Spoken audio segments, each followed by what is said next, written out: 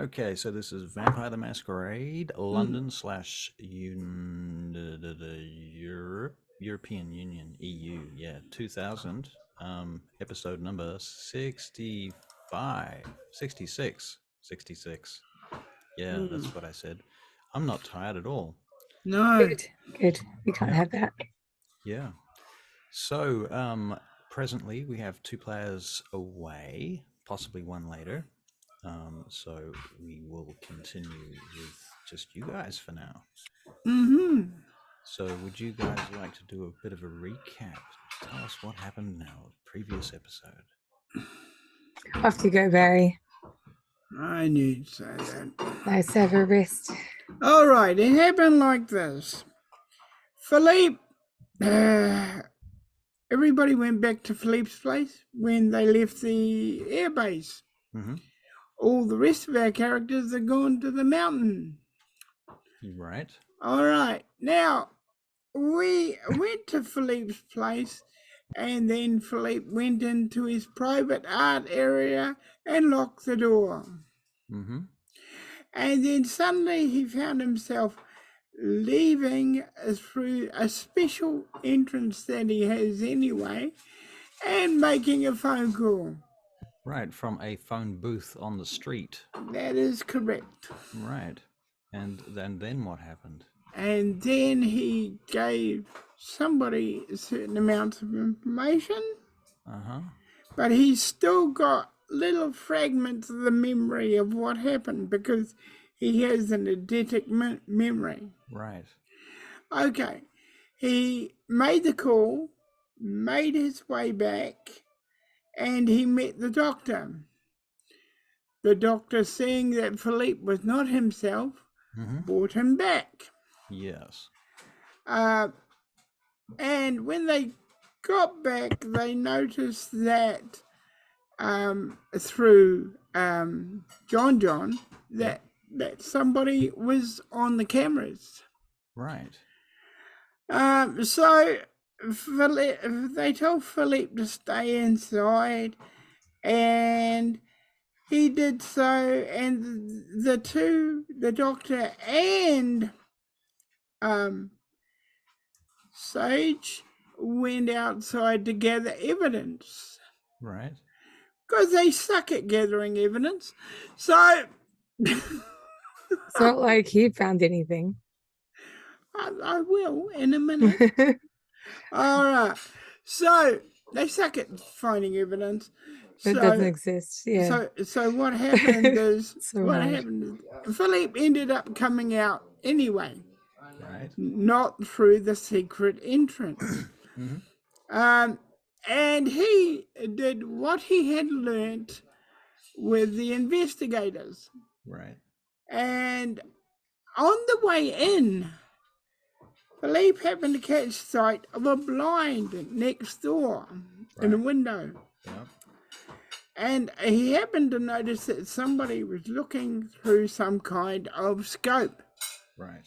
So, without losing his cool, he gently moved the others aside so as not to let the person watching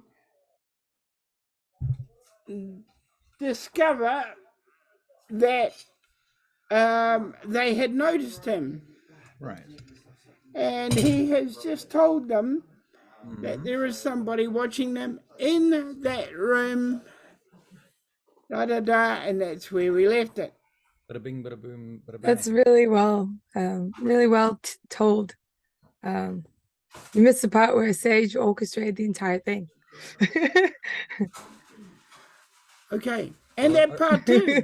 Well, over to Sage then for her recap. Sage orchestrated the entire thing. That was very economical. I see. I gotta get my money's worth. Right. How did you orchestrate the entire thing?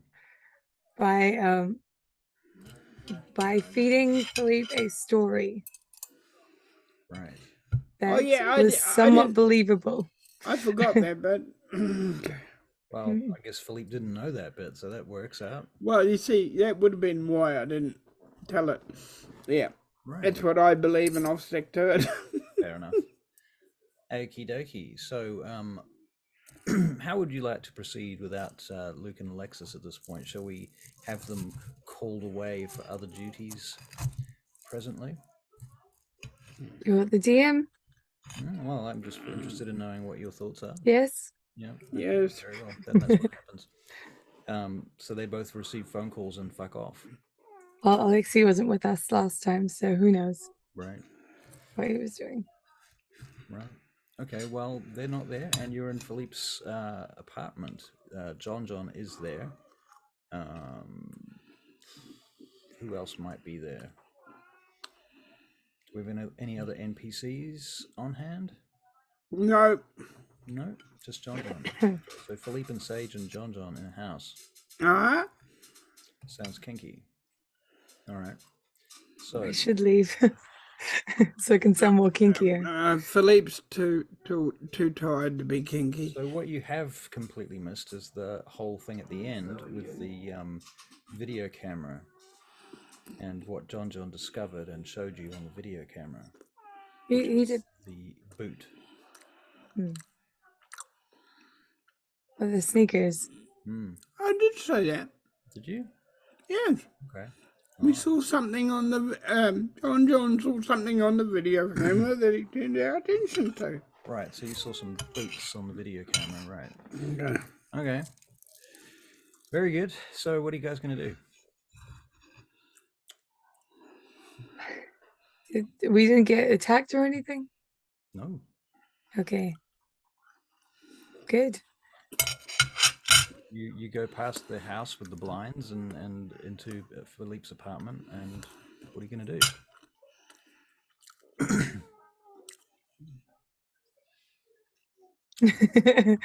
Well, just to add some dramatic tension, it's raining. I go inside. As do I. I mean, all right. Do you know how much this costs? It is so much money. Why are you buying things? It's so expensive. You know they're just gonna get blown up. No? Why would somebody blow me up now? I mean, I am essential to whatever plan is going on in your head. No. Am I not? I agree. Good. Oh, Kathy, we all agree. We all agree, Kath. What are we agreeing with? They agree with you. What? Right. What she says. Go on, you started at what? Okay. Right. Back to it, honey. Okay. Right. So are you okay? You were outside and something happened. I made a phone call. I cannot remember what the phone call was about, but I made a phone call. And I do not like it when my feet start to move without my permission. John says he's going to go and check the cameras again and keep watch. Thank you. Nods and heads upstairs. So I will be all right with John now. You can nothing's going to happen because whatever happened is already happened. It's true. I really wish Dr. Shipman hadn't have left me here, stranded. Did you not bring a bike? No, we came here with you, remember? Oh, that is correct. All right. I have a suggestion. We leave you-know-who up there or down there or wherever that window is alone and see what happens. Or the other plan, which I don't like, we can sneak up there and have a look for ourselves. This is the plan I don't like, remember? Sorry, where? The window with the man looking out of it. It could just be someone who just lives there. Who just happens to be pointing a lens at us. Nosy neighbors. It is true that you are a You would be a good-looking subject. That is true. What? Where's this coming from? Are you okay? I am an artist. I can tell when somebody looks good. Not only in physical ways. I am talking... John, help me, please. I am talking... Help me, I'm getting attacked. John comes running down and says, "What's going on?" He's got his gun in hand. "What's going on?" Philippe is socially attacking me. John, would she not be a good subject to paint? Do you think? If she wants to be, yeah. No, she does not want to be. You do not want to be, do you? Not particularly. No. You called me downstairs for this? No, I did not. She did. I could be missing important clues. Who knows? Go and watch important clues. He rolls his eyes and walks back upstairs. He's so tall. I'm surprised he doesn't hit himself on the roof. Me too. Okay. You, what do you want to do? You are the boss now. Bishop is gone. What do I want to do? Do you have a plan? Well, perhaps. Perhaps. But I feel like we don't have our key players here currently. What do you mean? Gone to do something. They're obviously they've been called away. Obviously they're busy. You mean the doctor and Alexei and Bishop. Everyone's you know what Bishop would do already? He would just storm in there, stuff it all up, and it's true. It's so true. So but you know, we could. No, but not. I'm going to go and paint. What are you going to go and do? Oh, well, probably not paint. Doesn't really seem... No, I saw your last painting. It needs some work. Doesn't matter what it needed. It was lovely. It was a lovely house. Yes. With what was that thing on the side of it? I don't know. Alan painted that part. What? Why are you not here with Ellen? Alan has gone to the mountain. Why? What do you think, Philippe? Oh, of course. I'm not as intelligent as you are. He's just a pretty face. I know. Oh, all right. Okay. What is our next plan then, Miss Intelligent? All right. Next plan. Come on. I might have a plan, but it doesn't really need you.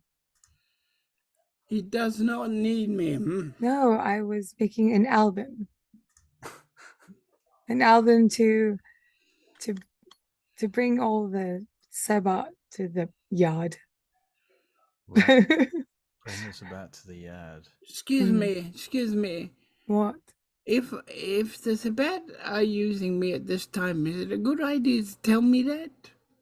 Well, I don't believe the Sabbat are using you. Oh, who is using me? Me? You already know the answer to that, Philippe. I mean not the Sabbat. The other fellas, I get them all confused. The sit tight if they are using me. It's not a good idea to tell me your plans because they might know the Sabbat and they might tell the Sabbat. Don't know what you're talking about, Philippe. I'm just standing here wondering why I'm talking to you in the rain. We're inside. Sage, your phone rings. I answer my phone. Thank goodness. This is Carl. Hello, Carl. How are you? Well enough. I'm calling on behalf of our mutual friend, Gustavius. Very good. What would Gustavius like? He is looking for a time to meet with you. Immediately. Immediately. Immediately. Is perhaps stretch. Maybe in 2 hours. Sounds good to me. Please make it quick. I'm dying over here. Do I need to see him? Do I need to send a team? Probably, but no, thank you. No, everything is fine. Don't worry. I see that you jest. Huh. Yes, it's. I have to try and keep things light. Yes. Very well. I shall call you when this meeting is prepared to be enacted. Where should we meet? That was to be confirmed. You could just go to the bishop's, air base thing. Very well. We shall meet there. All right. See you soon. Good night. Good night. Click. Philippe, put on more clothes. We're going to Bishop's. And you look cold, so. A cardigan? Okay. Maybe even a polo neck. I run upstairs. John, What is it? we're going to Bishop's. How did your camera thing go? Well, I'm not footage. seeing any particular activity up here at the moment. There's been a few walk-bys, but I think it's just people wandering to the after-hours shopping. Nothing too interesting. Okay. What We're about going. you? Everything at your end is good? Yes, everything's good here. However, we're going to Bishop's to meet up with a few friends. So you're coming with us. Do you wish me to drive, or you prefer to drive, I take it? I always prefer to drive, but I'll let you drive seeing as it's your vehicle. No, if you want to drive, that's okay with me. You're insured to drive my car, actually, is a question. Yes. Maybe we should make sure that the insurance policy covers your details. We'll take that into account. Yes, you should look that up afterwards. Let's go. Or even during. All right, and thusly, John goes and organizes the Hummer and brings it round to the front of the building. Philippe, do you get ready to go? Yep. All right. Yep. So a few minutes later, you are outside the building and making perception alertness checks. Excellent. You To make one for him, remember. Exactly.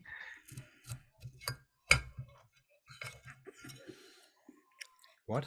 You've got to do one for him, remember? Oh, I've got to do Barry's. We don't have Garthy boy here. Right. Philippe. 4. You got a 4, you say? Yes. Perception alertness for Barry.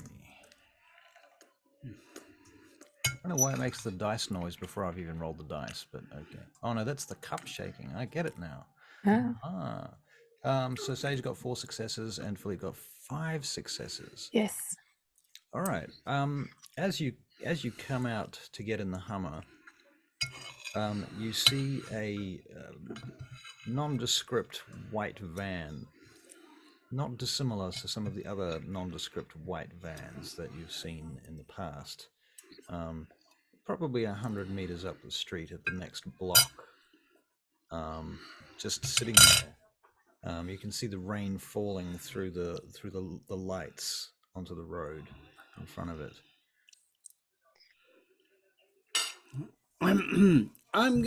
Philippe's gonna take out his notebook. Uh-huh. And this is another thing he's learned in his detective studies. Yep. He's gonna write down the number plate if he can see it. Right. As whoever's in that van sees you seeing them, they turn the lights off on the van. With your 5 successes, I think it's reasonable that you get the number plate. All right. Surely I see that there's a suspicious looking van as well, right? Yeah. 4 successes. You both saw Excellent. this. I'm going to try and lose him. I'm going to shake him before I go to where we need to get to. At this point, you're just getting in the Hummer. Right. And John gets out of his side and walks around and hands you the keys.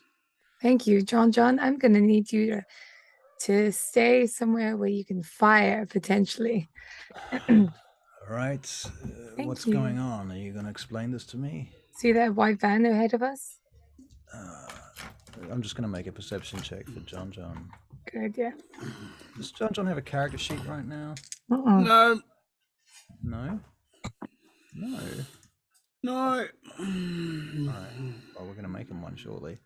All right. So his perception alertness bears 1, 2, 3 successes. So yeah, you point out the van. He nods. He goes, "All right, I'll get in the back." And gets in the back of the Hummer. You guys get in the front. I take it, both of you. So I'm definitely in the front. Yeah. I'll get in the front. All right. So you get in the front. All right, and you start driving. We'll get a Dex and drive, or do you want to make it a wits and drive? I think for a trying to lose someone, I think is more appropriate. Okay.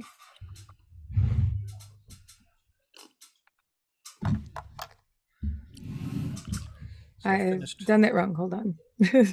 Finished with my Dungeons and Dragons for the week, so now I have to get out all my D10s for the next 2 days while we play Vampire. So 3 successes. 3 successes. All right. Okay. Well.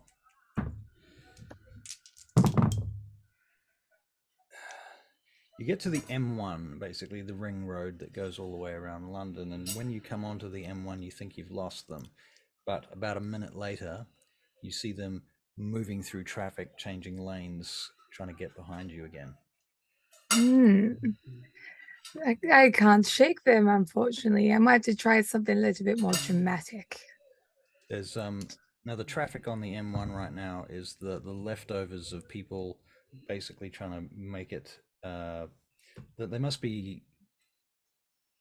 What are they? Emergency services or otherwise required to be working during this period? Essential workers, basically. Okay, cool. So it's a lot quieter. Yeah, it's a lot quieter. quieter. Makes it a lot more fun. Well, on the one hand, there's less likely to be casualties. On the other hand, there's less cars to slow anybody down, which means you can go fast, but then so can they.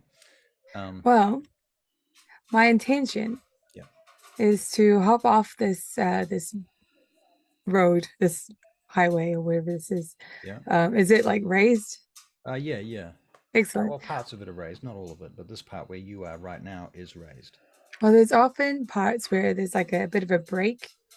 So, you know, there'll be that sort of concrete barrier. Yeah. And then there'll be a potential break. After that break to sort of swerve around and go into the traffic that's going the wrong direction. Okay, so the right direction. I'm going the wrong direction. You're going to pull a maneuver. Yeah. Okay. I would like to go into traffic that's heading towards me. Right. Okay. Well, that's always fun. Yeah. That is risky. Sage. Yep. This is where I say, this road is only one way. And this is where you say, we're only going one way. Well, it's the M1 and it goes every way, but this is the wrong side of the road, and you crash through the flimsy barrier to get through to the other side. Make yourself a dexterity and drive check with your specialties, etc. 6. Fuck me. Okay.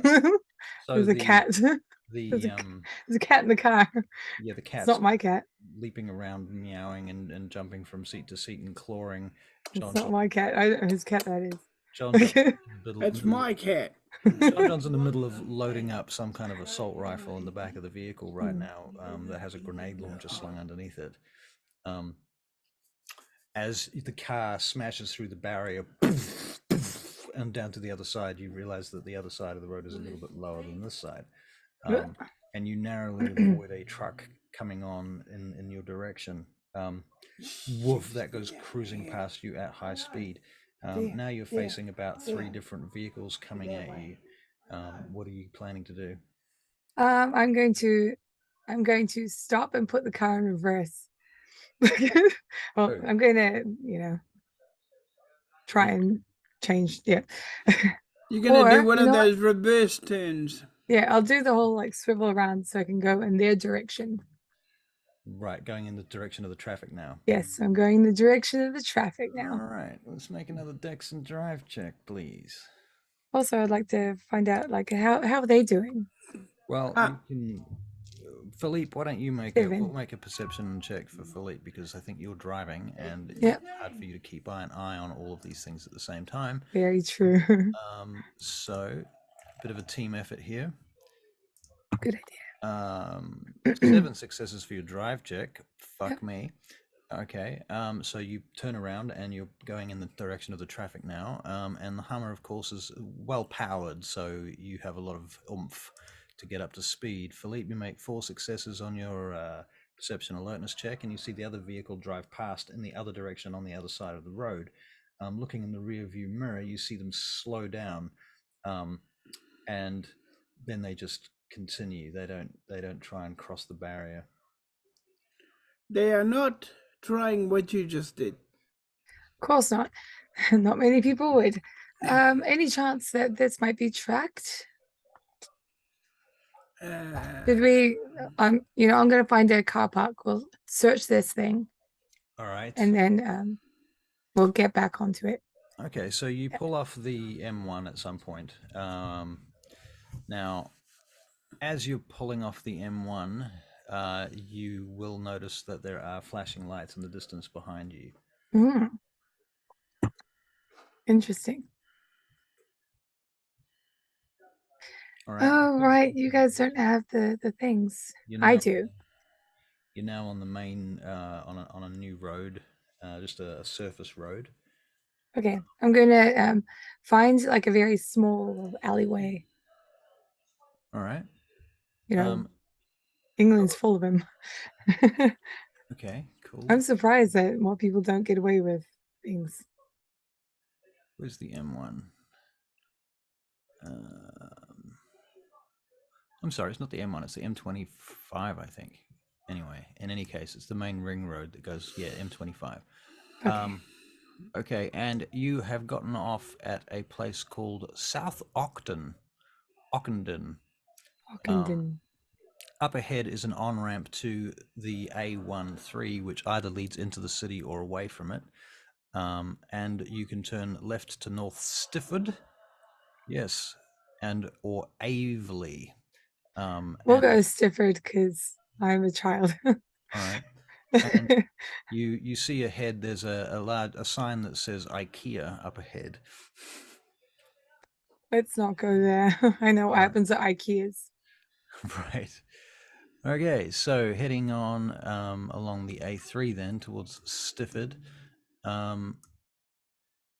You go past the Polished Pooches store, heading through past the St. Mary the Virgin Church, the Stifford Hall Hotel, somewhere called Thurrock, Stifford Clay's Farms, and now you're heading out right out of the city now. Don't really want to go out of Stifford. I think we'll just maybe that church will go around back of it. Okay, cool. And then have a look at just I guess the undercarriage. We're gonna look for trackers. Is that all right, Philippe? How'd you hop? Right. That is absolutely a clever idea. Bishop would be proud of you. Right. So there's on the left-hand side of you lots of big green fields and such, and tree breaks and such. You're heading to the St. Mary's. Sorry, where's the church gone? When I zoom in, it disappears. That's very weird. Oh, that'll do. Okay, so you pull into the car park anyway. It's nighttime, so there's no one there. Can you make it a wits and deception check, just to see how well you conceal the vehicle and as you turn off, and your timing and all of that type of thing. Do you mean subterfuge? Yeah, actually, that works. There's no deception. So yeah. 2. 2, okay. 2, you say. Right. Okay, so you park up by the church, around the back. I'm just like looking at the church with like a Oh, I can't believe I'm here, but whatever. It's a pretty shoddy old church. I mean, it doesn't really even have a lot of character. It's yeah. Anyway, so you're Just sitting hide there. behind its blandness. Yeah. Yep. There Looking is under it, under things. So you get out of the vehicle and you start searching the vehicle. Is that correct? Yeah. Yep. All right. So let's both make Philippe Gratiano. This is going to be Perception, investigation. Yeah, perception and investigation. All right. Nope, I can't see anything. Philippe, you find that there is some tangled bits of metal wire wrapped around one of the axles under the car from the barrier that you crashed through earlier. Okay. John, can you see anything? John has a look around. I don't really know what I'm looking for. Takes out a flashlight and starts running his hands along the rims of the insides of the wheels. He pulls out this metal box. I think this is what we're looking for. Okay, well, why don't we send it flying somewhere else? Well, we've got two options there. We can do that. Mm. Or we could use it to lure them somewhere. That's a good point. Where should we lure them to? Some kind of ambush. Okay, well, maybe we can get Rhea to help us out with that. We'll pick an area that isn't Bishop's place. The question that we have here is how long behind us are they? They could be here any minute, you know. Okay. Let's hop back in the car. I'll waste some time. Philippe, if you could call up Rhea and just try and get them to meet us somewhere. With a whole bunch of people and guns and all that beautiful fiery fun. Fiery fun. Philippe looks at the map. All right. And he picks out a place that looks pretty abandoned on the map. And this is in location in regards to where you are now? We're going to have to go... Yeah, in regard to where we are now. We're going to have to go closer to Bishop and Rhea and her people. I can hold them off for a bit, but if we can meet them halfway, it'll give them time to prepare. I get what you're thinking.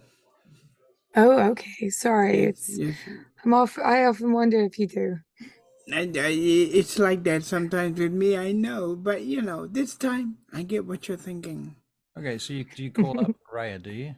Yeah. After I've figured out on the map a place that's pretty much abandoned, like buildings that have been or about to be knocked down, that kind of thing. Well, unfortunately, that kind of thing is not on the map. They don't put those things on maps. That doesn't tell you whether it's an abandoned building. There's just like the names of places that do exist and are operating. All right, We can go back to Bishop's compound. I wouldn't the original go back. One. No, his original one. It exploded. Yeah, but why would okay? Why go there? Because that's the only place I can think of that is abandoned.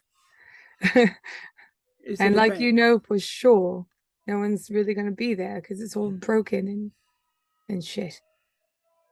It depends if they're still investigating it or not, but that's a good idea.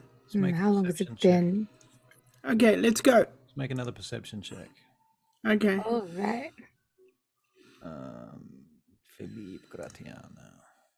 Perception alertness. 3. 3 for you.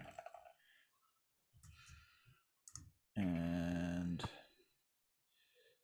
2 for you. All right. Well, you see the lights of a car or a vehicle pulling off the road around the other side of the church. You can just see the lights hitting the trees as it comes around the church.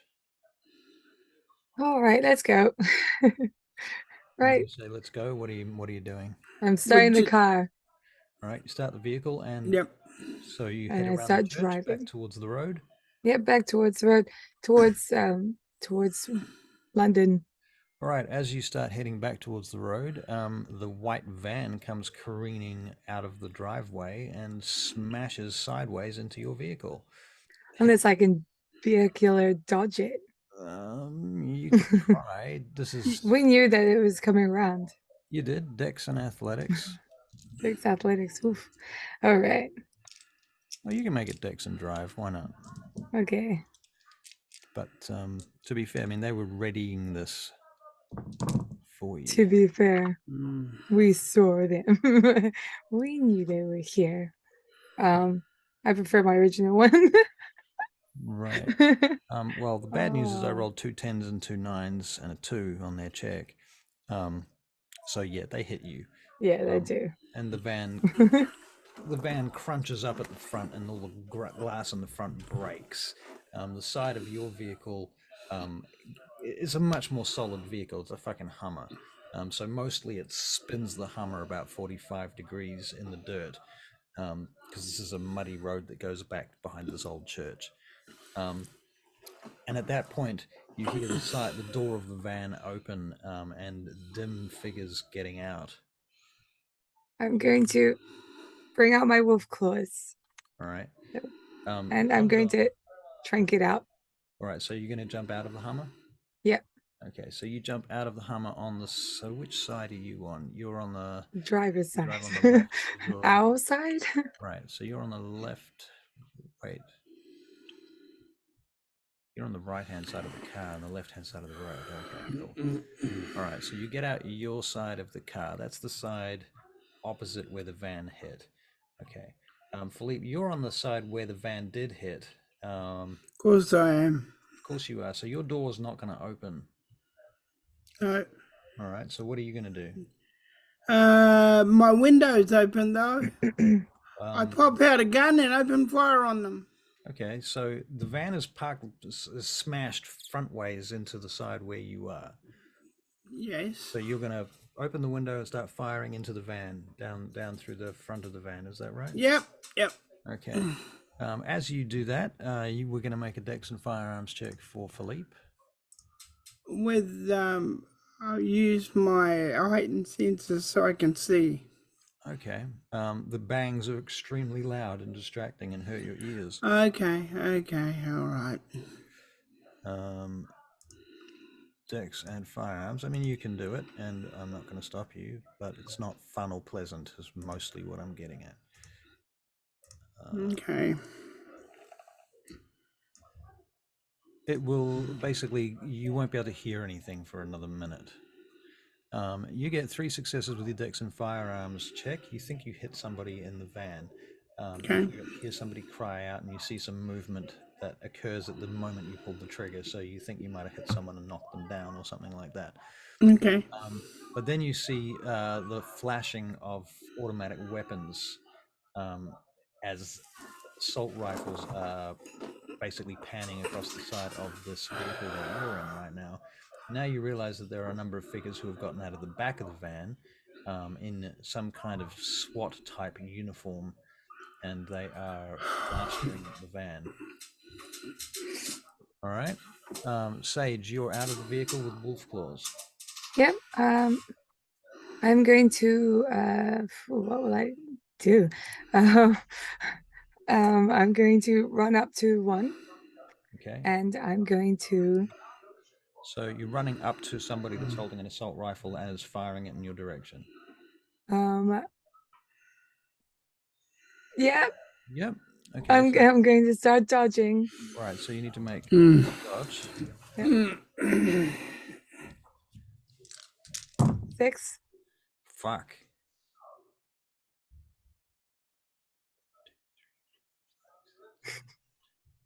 Okay. 2, 3. All right. You remarkably dodge the first of the 3 that are firing at you. The second one. 2, 3. Can you soak anything? Probably not. So I have 1 fortitude. You've got 1 fortitude? Yeah. Okay, so there would be if without fortitude, there would be 2 levels of aggravated and Okay. 2 levels of non-aggravated damage. Okay. I think I can roll the Stamina. stamina. Stamina Yeah. suck them up, the normal ones. It's probably all I've really got. All right, and your fortitude can soak one of the aggravated. So let's say you take 1 aggravated and 2 normals, and Okay. see if you can soak the normal ones.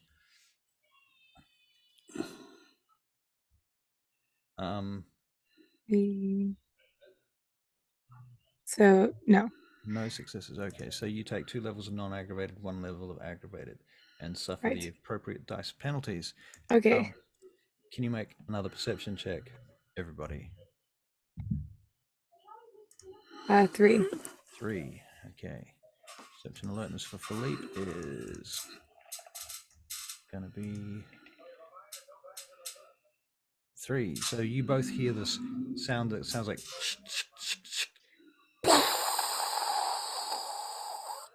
Okay, I guess I'm gonna run for cover now.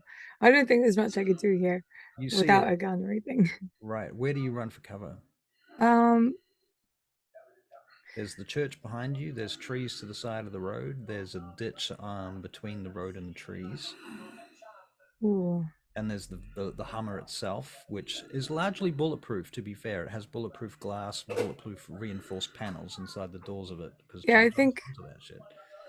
I think I'll hop in the thing. Okay, so you jump back in the vehicle. Yeah, run around, hop in. Slam the door. All right, at that point... is John okay? Like, I didn't... John's down low, and he's waiting for what's going to happen. We're going to get hit by something. Okay.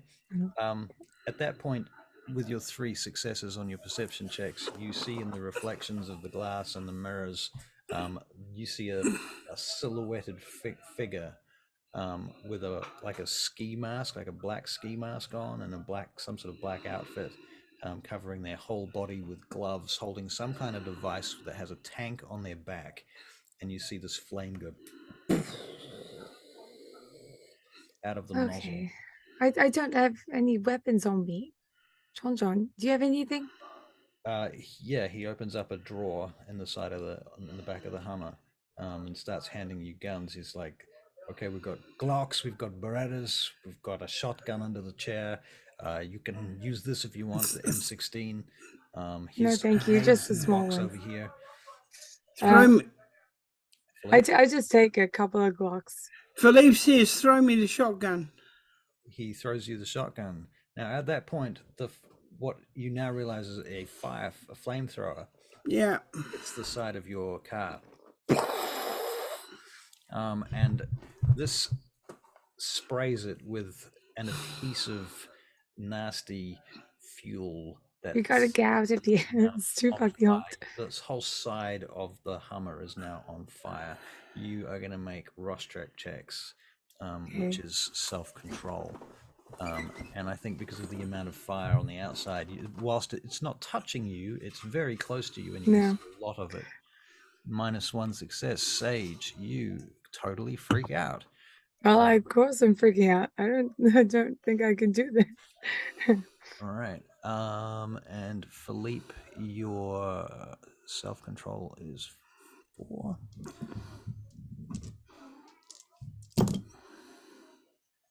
Philippe remarkably gets 2 9s, so you have still got self-control here, realizing that there's a lot of bulletproof glass and fireproof shit between you and the outside of the vehicle. You know, because John's taken you through the specs of this vehicle, you know that it's a fairly safe vehicle under this particular attack.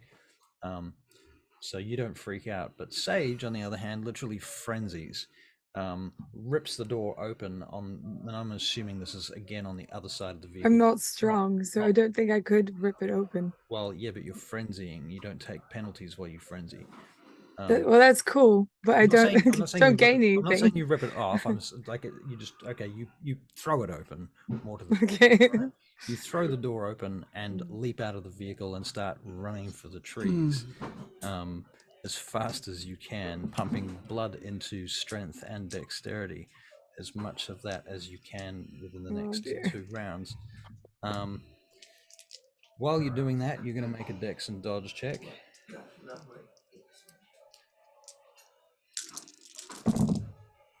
Oh, I don't take penalties. Okay, 3 successes. All right.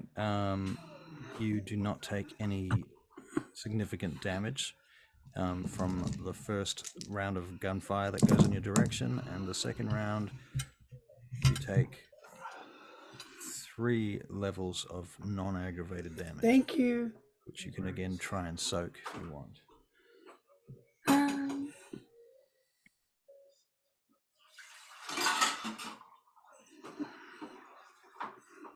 No. No? So. Okay, so that now you're up to. She's crippled. She's crippled. Okay. Yeah. But she's not taking penalties right now because she's frenzying. So you basically just keep running and running and running, and you will keep running until the frenzy wears off. So you can make another self-control check once you're out of line of sight of the fire, which is like 3 minutes later across a field and across a road and in the next field, basically behind some hay bales. And there's some cows not very far away. You've probably run through some cow shit on the way as well, to be fair. And it's raining, yay! So it's all fun and games. Philippe, Sage just jumped out of the car. You've seen her get shot a number of times and keep running. Okay. You know she's frenzying. You saw her on her face as the flamethrower went off. Yep. You and John are in the car, but the door is wide open on the other side. Yep. John reaches for the door and pulls it closed. He looks at you, and he goes, "You want me to drive?" Yep. To see if we can find her. Yep. Do it quick. He passes you. You got a shotgun in your hand. Yep. All right. I'll shoot at the guy with the tank. This is with your window down, is it? Yep. Well, if your window's down at this point on this side of the vehicle, wouldn't it have melted through the glass anyway? It's bulletproof glass, but if it's a flamethrower, so no, it wouldn't have melted through. But if it's open, the flamethrower would pour through. Okay, all right, then it's closed. No. Well, the thing is, we just put you in a different seat is easy enough. Okay. Theater of the mind is I can turn the car around. No. Let me think. Give me 5 minutes to think. Yeah, I'll slide. You know how the back of them are. Yep. I'll go over the back and shoot through that window if it's. All right. So where the back doors, basically. Yeah, the back doors. Okay, you have to open one of those doors. Is there any of that stuff on those doors? No. Yeah, I'll open them and use them as cover. Okay. Well, John starts the vehicle. Oh, hang on. No, that's the point. Yeah, sorry, my mind's not with it today. Okay, I will just let him take off. All right, John takes off. The flamethrower hits the side of the vehicle again. Covering now the back of the vehicle, and you can smell burning rubber. Now the vehicle is on fire, on the outside at least, and John goes off the road, past the church, through the trees, down through a massive ditch, back up the other side, up onto a road. He's basically going in the direction that Sage was running. Okay. You're going to make a perception alertness check.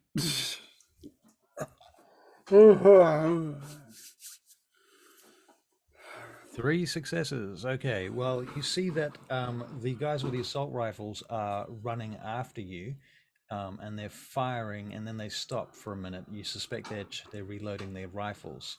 Okay. And then you see the lights on the van switch off. Yep. Now it's dim, but you're using heightened senses still? Yep. Okay, you see some of them start getting back in the van. The van starts picking them up as you're driving through the tree line now, and now they're out of sight. Okay. We'll make another perception alertness check for you to see if you can find Sage.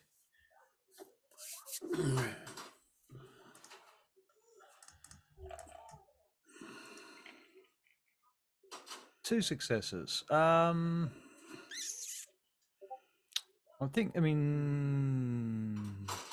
If she went in a beeline, in a straight line from where you last saw her, you can kind of predict where you think she went. Okay. And so looking in that direction, you're scanning for her, but you haven't seen her yet. Okay. John crosses the road, but there is a truck coming from the side. Oh, fuck. Jesus. 2 1s, a 9 and an 8. Bang. No successes. Let's see if the truck driver has any ability to stop his truck before smashing into the side of the Hummer. Fuck. Okay, truck bangs into the Hummer, spinning it around. The truck begins to careen over sideways. You see it tipping and begins to roll down the road sideways down the street as your Hummer bounces off the road again, and John regains control of the Hummer. But you're noticing at this point that the tires are out because they were on fire. And so the wheels are spinning in the mud as it gets to the field that you're in now. Sage, can you make a self-control check?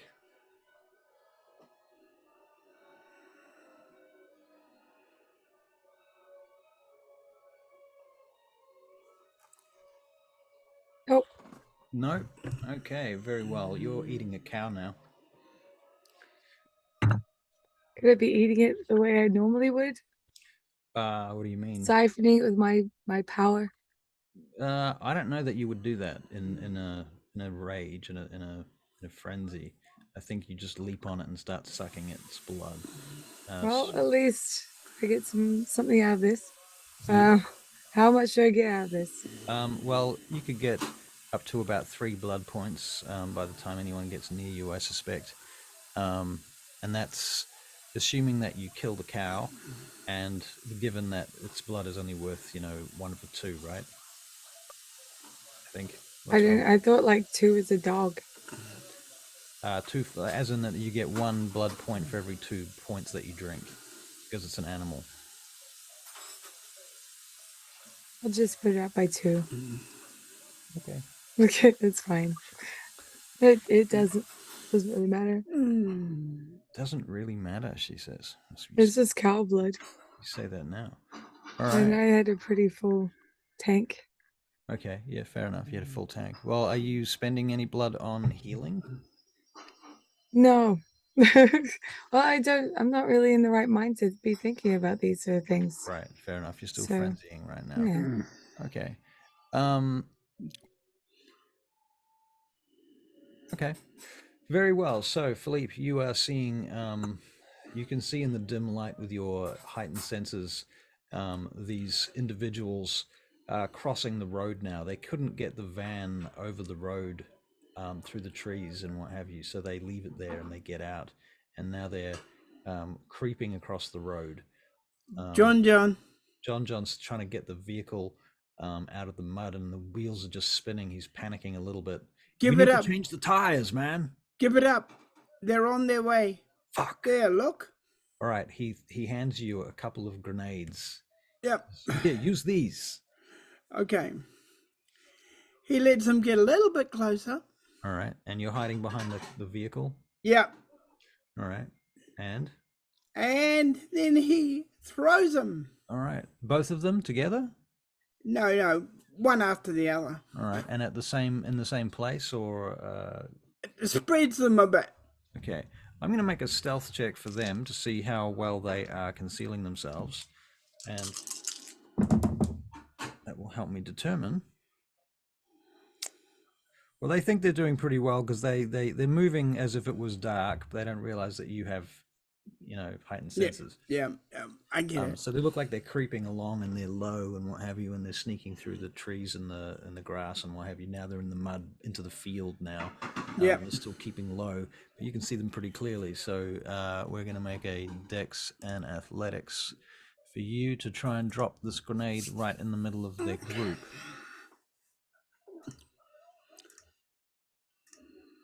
Here we go.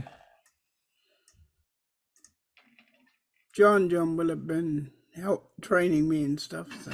4 successes. All right, your first grenade goes off and explodes in the center of their group, instantly killing 2 of them and severely wounding the other 2 that are present. They all kind of drop to the ground and stop what they're doing. The explosion is very loud, and there is a flash as it goes off. Boom. Yeah. Sage, can you make a self-control check? Nope. Very well. Okay, after the next turn, your frenzy's going to wear off. You're out of immediate danger anyway, so... yep. Okay, so Philippe, John comes running over to you from around the car. He's got an assault rifle. He puts it in your hand. He says, "Give me that. That's no good right here." Here. Shotgun's useful for close range. Yeah, I know. He You told me that. The vehicle. Now, what else are we going to do? We need to get her out of here. We need to call for backup. Get on your phone. They're there, and there. What? That's where I last saw them. They would have changed by now. At least that's what you taught me.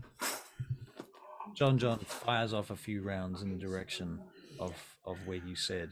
Make the phone call to Rhea. All right. John fires off.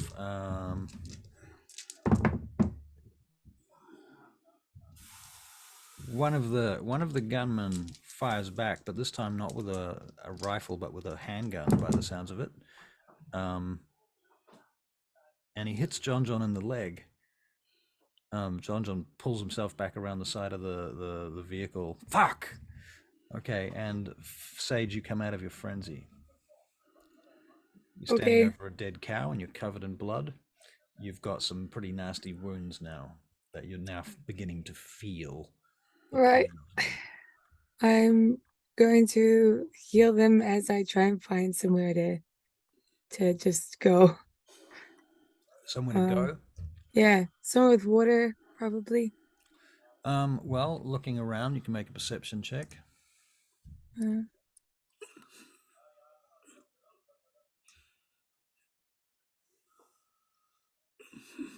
5. All right. You can see a caravan site in the distance. Now, the caravan site from where you are, so basically it's like a trailer park.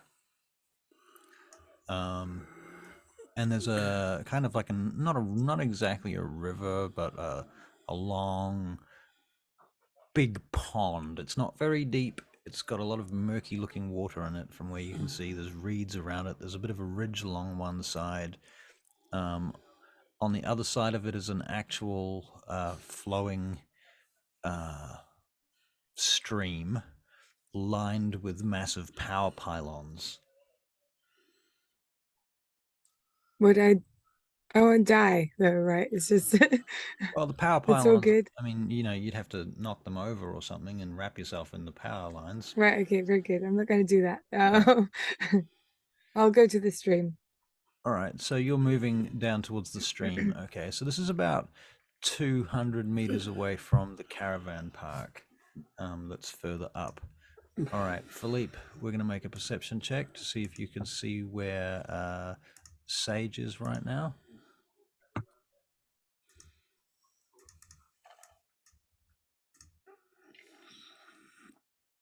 Two successes. Sage, are you being sneaky?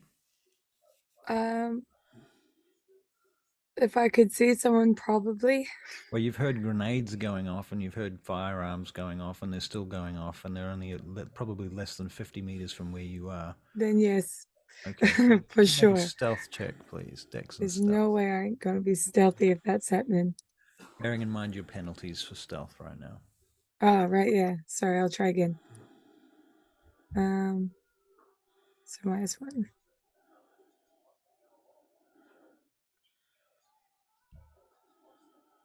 Nope. Okay. All right. In which case, Philippe, you do see Sage limping lowly in the direction between the caravan park and what looks like a bunch of power pylons lining some road over to the far right. Sound? No, I'm thinking about what to do. Sound. Yep. Nothing's wrong with sound. I'm just thinking. Yeah, you're all good.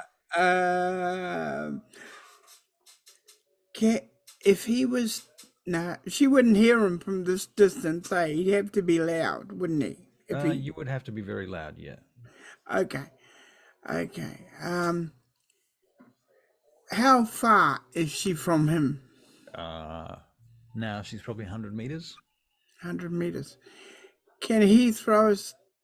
I'm going to try and throw a stone 100 meters. No. You could throw a stone maybe 20 meters. 20 meters. Remember, okay. we're talking meters and not feet. Oh, okay. No, okay. All right. Well, there's not a lot I could do. If I move up to her, will I be going out of cover? You could move in her direction. You know that it's dark. You don't know whether these people have any kind of night vision like you do. Yeah. So it would be a little bit of a risk, but you're not sure. I mean, they haven't fired at her. They're concentrating on you, and you could get John to cover you with some more cover fire. Okay. John. Yeah. Cover me. She's over there. All right, go. Go. All right, so you start going. He starts firing back in the direction of the people coming towards you.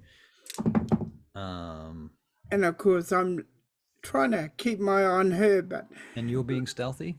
Yeah, I'm being stealthy, all right? I don't want to get shot. All right, very good. You know, I've got this suit, and this suit worth a whole lot of money. She was right, though. I admit I should have not bought this. That's true. All right, Dex and Stealth. Here we go. Oh, man. Okay, so...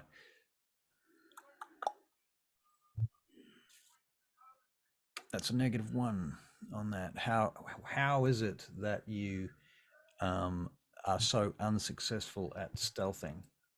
I was tempted to say you fell in a hole, but I want to give you the decision to make. Well, one, I don't know the area, and it was probably a ditch of some sort. Right. And I didn't see it because I'm concentrating on watching her, not the area around me. Right. So you fall in the mud. Yeah. Okay. Boy, right. This sounds familiar. All right. Sage, do you want to make a perception check? With penalties. Oh, really wish it would do it itself. 2. Okay, 2 successes. You think someone's following you? Well, I am still heading towards that stream. All right. Okay. Well, yeah. You're now approaching the stream, and there's a bit of a lump, and then it goes down towards the stream. It starts to sort of slope down gently to the stream. It's mud and grass, few rocks. There's a tree over to the left, and then on the other side of the stream, these big steel power pylons, maybe 100 feet tall. Yeah. And they're spaced quite a distance apart from each other, to be fair, so they're not like bunches of them. Okay, well, I'm just going to use some of it, even though it's muddy, to try and get the blood off me. All right, so you start splashing water on yourself and trying to wash the blood off your face. I will use another 2 blood points in order to heal. Okay, very good. As well. And then after doing that, I'm going to get back into action. And I've got the guns, right? So I'm gonna hang on. Do you have the guns? Did you drop the guns when you frenzied? You were using. You're telling me? I don't know. Because you got out of the vehicle with wolf claws, didn't you? Yes. So where would the guns have been? Good question. I did grab a couple, but perhaps I put them somewhere. I mean, you could have had guns in holsters in your jacket. You could have a gun there. If you'd taken an assault rifle, it would have had a strap that you could have put over your shoulder. I only ever go with handguns. With the handguns, yeah. Okay. Or a sniper rifle. You could have one gun tucked into the back of your. Are you wearing pants or a dress or something? Pants. Okay, you can tuck a gun in the back of your pants.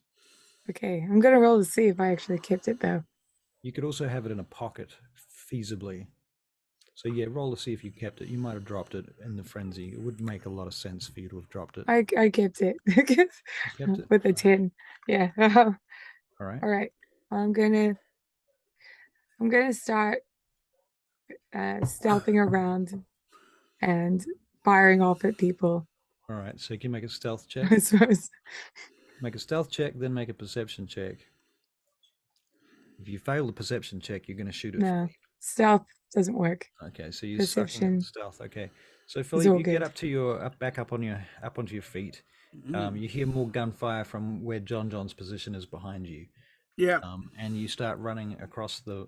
Are you running or are you stealthing still? I'm stealthing still. Okay, so no running. Okay, let's see. So the figure that you thought was chasing you, Sage, falls to the ground in the distance, and doesn't get back up again. Okay. See, so Philippe, your stealth check, you get 9, 10, and an 8 and a 6, so it's pretty good. Okay. Well, I want to try and get up to someone. My stealth was shitty, but my perception was good. Okay. So how? So just a second.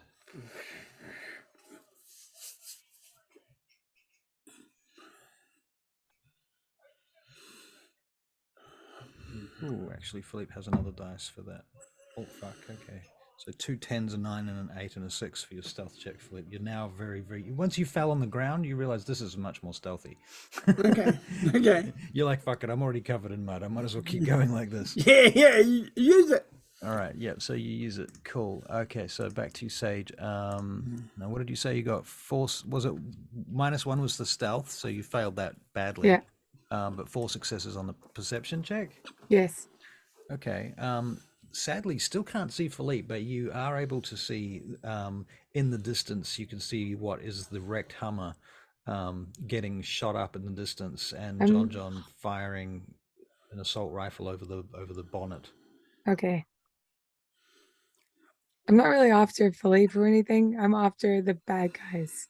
Yeah, well, you don't know where Philippe is. You don't even know he's there, actually. You assume he's in the vehicle, I suppose. The figure that you saw before, you didn't know that was Philippe, so you were assuming that was a bad guy. So at this point, you're sort of thinking there's a bad guy near you. Out of game, it's Philippe, but you don't know that. I could kill you. You might accidentally kill Philippe. That's what I'm concerned about. Sure, I'll go over to him. So you start moving towards where you saw Philippe fall. Yep. Okay, so got my gun. Philippe, we're going to make a perception check for you. You're stealthing along on the ground, very stealthily, I might add. Perception for you is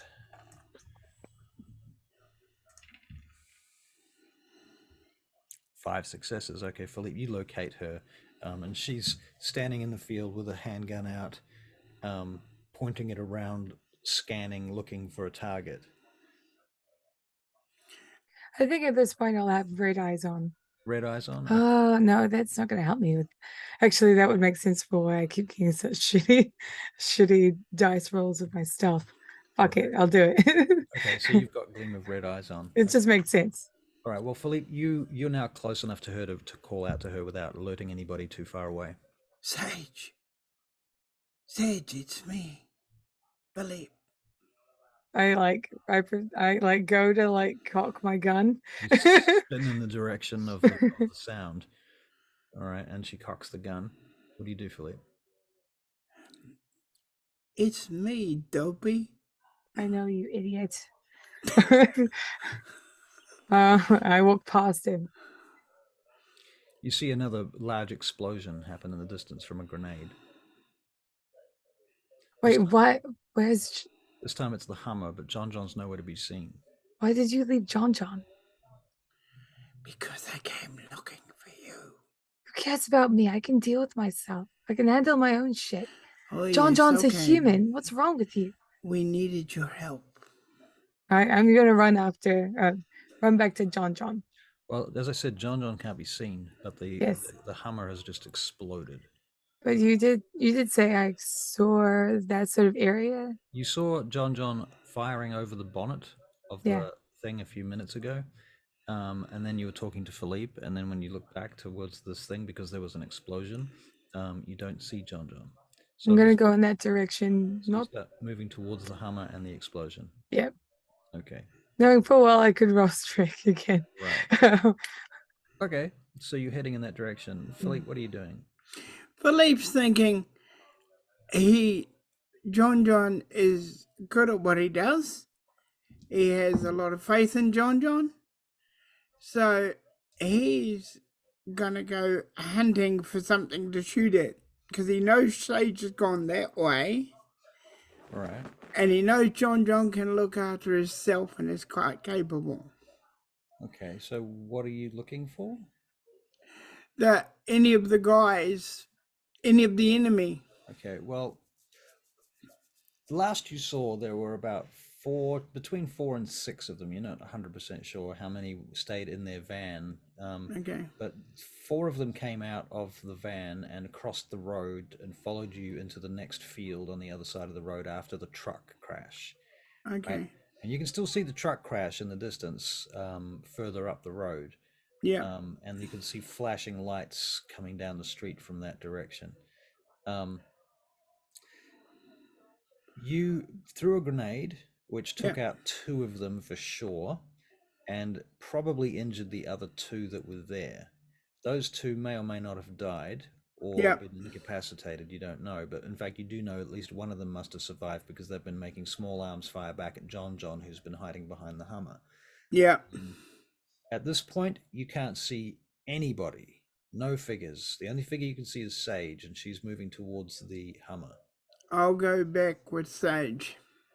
Okay. All right. So how far are you from Sage? I get close enough so as not to, so as to be like, how can I indicate it? What's your intention? Just to keep nearer. But keep us apart so that if one gets attacked, the other one can cover that person. Okay. Yeah. So are we talking like 20 meters? 20 meters. Yeah, that'd be good. So like the length of a house? No, a little less than that. Say half. Half the length of a house? Yeah. Okay, so maybe the length of like a hallway in a house. Yeah. Okay. All right. You know our hallway? Yep. That hallway, yeah. So it's about 4 car lengths. Yeah. All right, so you're back from her. All right. Yeah. Actually about 10 meters, I suppose. I'm covering the rear of her so nobody comes behind us suddenly, you know? Okay. The rain starts getting heavier and colder. Okay. I'll keep doing what I'm doing. Right. The gunfire is all stopped now. Okay. You see, as you approach the car, the Hummer, can you make perception alertness checks, please? And yes, I'm rolling yours. 4.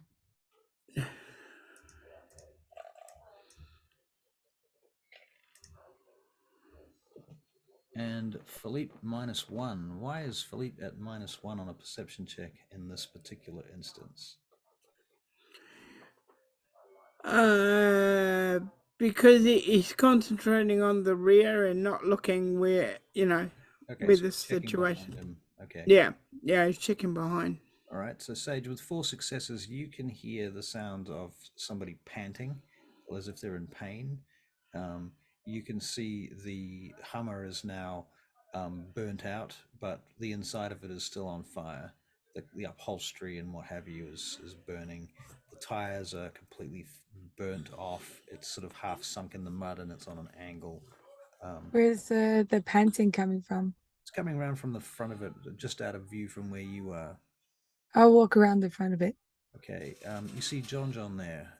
He's got his back to a stump, like a tree stump, and he's sitting there, and he's ripping strips off of his shirt and tying them around his leg.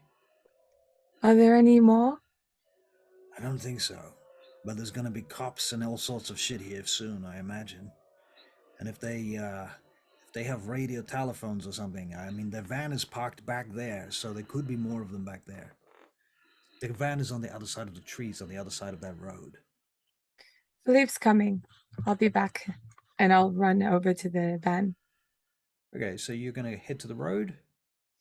Okay, when you get to the edge of the tree line along the side of the road, you can make a perception check.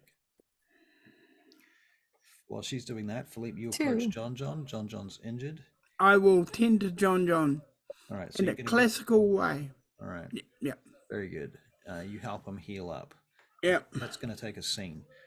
2 successes for Sage. All right, so you see the toppled vehicle, the truck, laying on its side, and you can see people standing around in high vis jackets. You can see the flashing lights of a yellow emergency services Jeep parked up there. People with hard hats and what have you, and flashlights, and some dude standing in the front wearing a like a safety blanket, you know, those shiny blankets, and they're putting him in, and this ambulance comes around the corner slowly and wheels up to where they are. Through the trees now, looking ahead, the van has pulled halfway back to the church now and is just turning around very slowly. The lights are off. It's just very carefully and slowly trying to maneuver its way back out of the mud, back onto the church driveway. Right. Okay. Well, I will. What am I going to do? Could I shoot the the gas? Do you cross the road? Yeah. Okay. Safely. And I assume you don't want to be seen by the emergency services people. Not particularly, no. So you're going to make a stealth check. Dex and stealth. 2. Very good. Okay, and so you head up to the tree line on the other side of the road, where you can see more clearly the van. Now it is a very long shot with a handgun. This is where you need the sniper rifle. You could possibly do it with a sniper rifle, and it would be a hard shot with a sniper rifle to hit a gas tank in a van at this distance. It's almost an impossible shot with a pistol. Right. Okay. You know what? Yeah. I think I will try something else. Okay. And what I'm going to try and do is try and think of something off the cuff right now. I think I might. Like, do I have a? Do I feel like no one's watching me? Right at this moment, you don't think anyone's watching you. As far as you are aware, there's no one watching you. I mean, you're stealthing, you're sneaking. Is there any possible way I can like get around and maybe like claw on top of it or anything? Well, first of all, you'd need to cover like 150 meters, so you're going to have to run across a muddy field.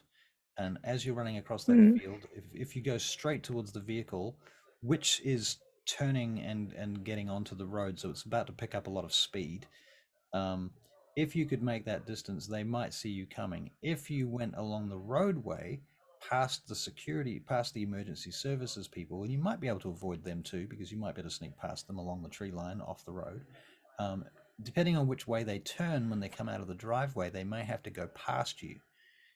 That might be possible, but you'd still have to get past the emergency services people, and you still have to move very quickly at top speed, so as to intercept them. And that's assuming that they turn in the right direction when they come out of the driveway. If they go the other way, you're fucked. Is there any other vehicles? There's the emergency services vehicles. Yeah, that's not gonna help. Maybe I'll just take the shot. I mean, you do have your MI5 shit. You could possibly commandeer an emergency services vehicle. Yeah, I mean, I'm covered in blood and stuff. I don't know if I could. I don't know if that'll fly. Okay. Yeah, I'm just gonna try and take a shot. All right. So you just make a dex and firearms shot generally at the vehicle at this distance. Yes. Probably the best you can manage. Try and close a bit of distance if I can, but otherwise I will just. All right, I'll tell you what. Let's make a keep it aimed. Stamina and athletics check. Okay. This isn't going to go well. Every success you get on this, 2 successes, okay. All right, and what's your dex and firearms total normally? Dex firearms. 4 and 4, 8. 8, okay. And you're penalized by 1 point right now. No. Even with aggravated damage? I only had 1 aggravated damage at the end of that. Doesn't give you a penalty, does it? 1 aggravated. Okay. All right. So I'll let you use 2 dice. 4 dice for the shot. 4 dice. 4 dice. I can't use my entire thing. No, because of the distance. I mean, I can. Well, otherwise, I just make the difficulty really high. Yeah. Okay, make 6 dice, and the difficulty is going to be 10. Okay.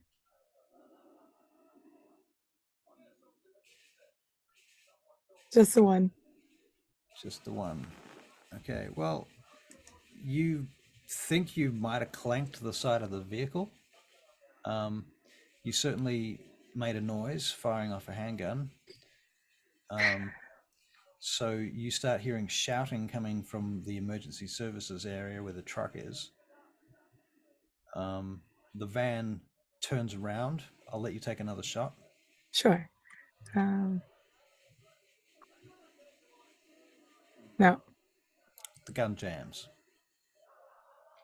Should have shot myself. It's a fucking stupid gun. You throw it in the mud. Yeah. All right.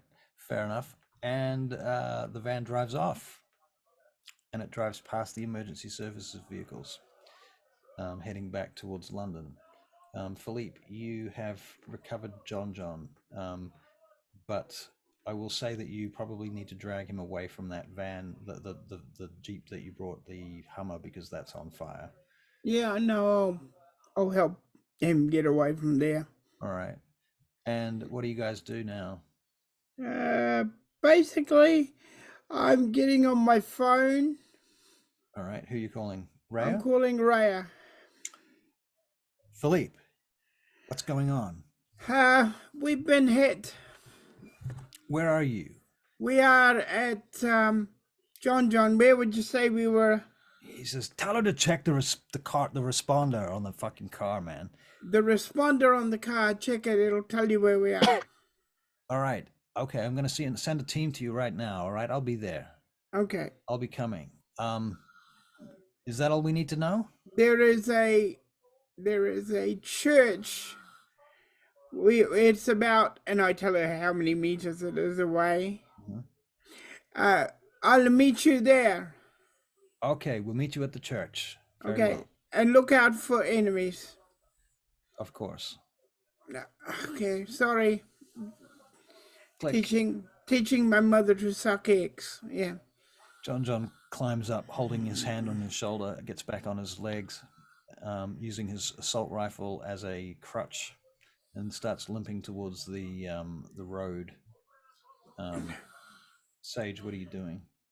I think Sage will be sort of like leaning against a fence, just like huddled up with like her head on her knees. Okay. Like she's just given up. Today's not been a good day for her. Right. Okay.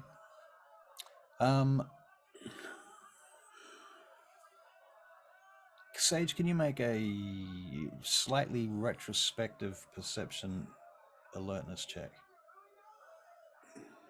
You know how you go through your recent memories once you get to a point where you've got like a breath to spare, so that and as you're thinking about it, you remember that as you ran across the road, but you were all in a very big rush at the time because you were after that van, but you saw some of the bodies lying around in the mud from the grenade and what have you on the way here. There's mangled corpses. And so you and John are heading that towards the church, Philippe? Yeah. Yeah, and you see these dead guys there as well, laying there in the mud. I put John down for a second. What are you doing? I go and touch them. Ooh. Okay. You Yes. can't use spirits touch like that. It has to be an item. What Could do you? be their I clothes or touch something. their clothes and their weapons and their wallets and stuff like that. All right. They won't have weapons, but they've got armor. I mean, wallets. Well, they do have weapons. Yeah, they have weapons and armor. They do. Yeah. So I'll touch the armor and the weapons. All right. Let's double check how this works. This is Spirit Touch. What do you mean no matches found? Because of the apostrophe, really? With this power, blah blah blah. Snapshot. Perception and empathy. All right. Should have known that.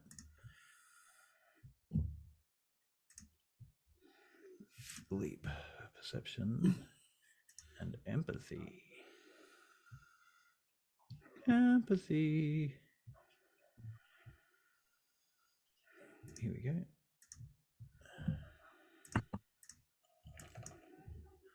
Okay, the first one, you touch his gun. 5 successes. All right. This gun came out of a box in the back of a van.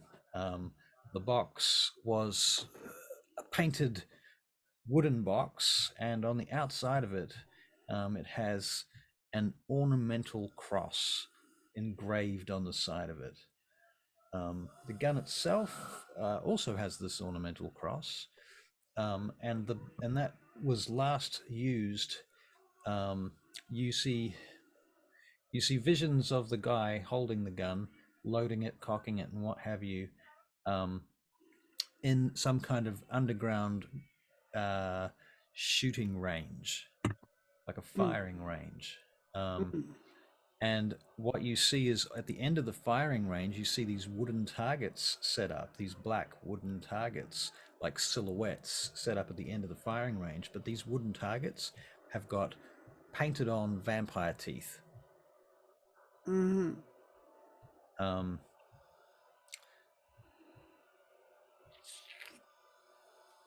you want to guide the vision at all? Do you want to zoom in on anything? Hang on, let me do some thinking. You got 5 successes, so I'm happy to give you a fair amount, but you need to ask questions. I focus more on the guy as he's doing his stuff. Okay. I focus more on that and see if I can see anything in the background. Okay. All right, so behind him there's some stairs that go up, and you see a couple of people there dressed much like he is, wearing simple clothes. They're not wearing body armor or anything like that, but they are wearing like military-style shooting gloves. They're wearing goggles, and you notice that he's wearing a necklace with a cross. It's the same style of cross as the one that's on the side of the box and is embossed on the gun, on the handle, on the thing of the gun. Yes. Okay. stock. That's the word I'm looking for. Okay. Anything else you want to look at? You see in the background too, standing to the side. Actually, you see a man. Actually, you know what? It's a woman wearing red robes, red clothes, like almost like a priest, standing off to the side. She's got short cropped blonde hair, almost androgynous features. Okay. While I can still think of them, I store them in my brain. Yep, she's wearing glasses as well. The kind of gloves he's wearing, are they fingerless? Yeah, they are. So his prints are likely on this gun. Possibly. The gloves that the actual guy that you're standing over is wearing are not the same gloves that he was wearing in the vision. Curiously enough. Basically, that's because those were training gloves. Yeah. And this is combat, so he's wearing like a full body outfit in the field. whereas what he was wearing in the vision looks like he's just got a t-shirt and, you know. Okay, so he might have been training when this came to pass. Yeah. Okay. All right. I get. You will also get visions of him cleaning the gun in a room by himself. What are there any windows in that room? Yeah. There's a couple of windows in that room. There's also a bookshelf in that room. Okay. There are. It's very Spartan beside that, but you get the feeling it feels a bit like a kind of religious institution, like a Christian school or something like that. Okay. Like a boarding school kind of Boarding thing, you know what I mean? school. Or somewhere between Yeah, a boarding school and an army barracks. Okay. So it could have been a boarding school at one stage, Maybe. and they're using it as an army barracks now. Maybe. Okay. All right. Now, you see I'll tell you what, you get the faces of a couple of other people as well. So we'll say that you get 5 faces. Okay. Off of this vision. So you've got his face, the vision of the priest woman, the red clothes and the glasses and the blonde hair.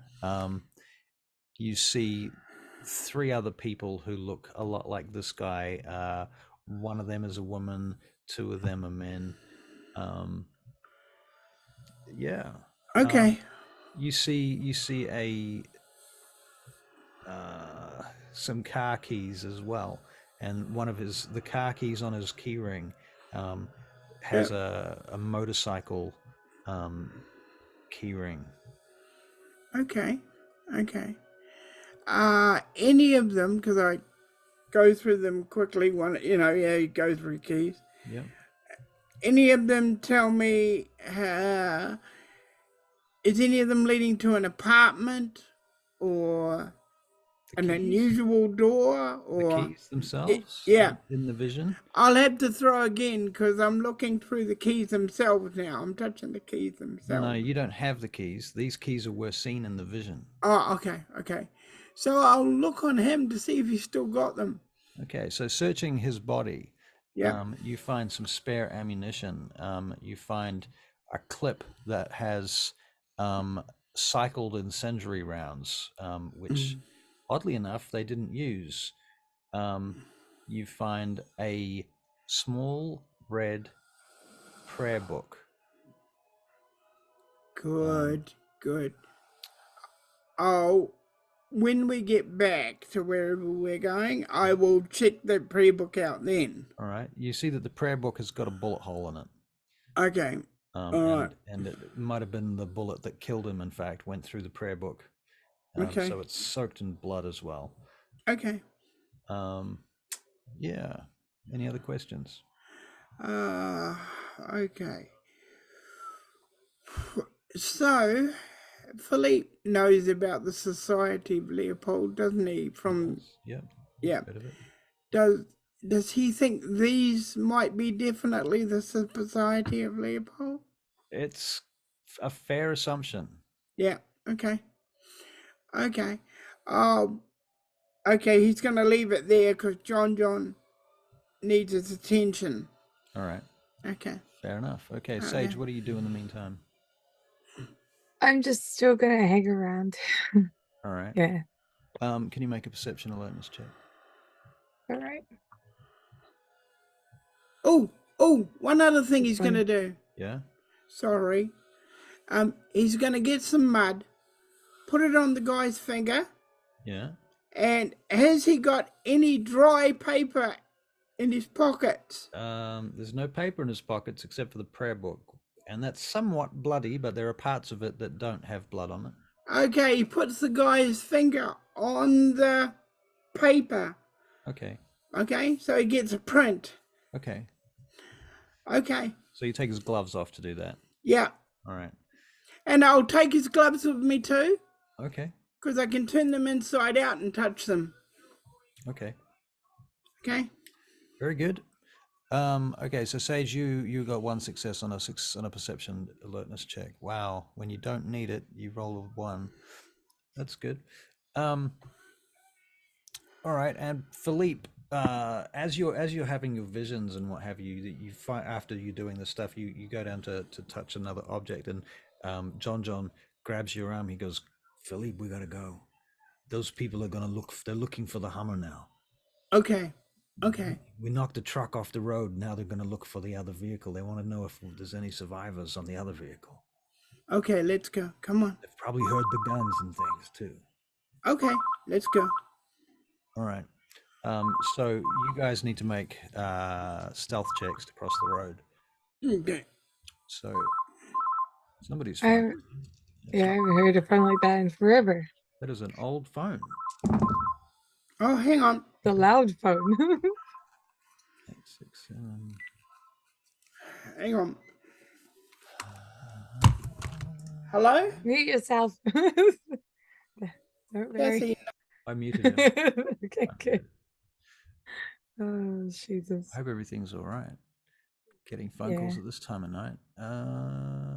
Dex and stealth for Philippe is going to be...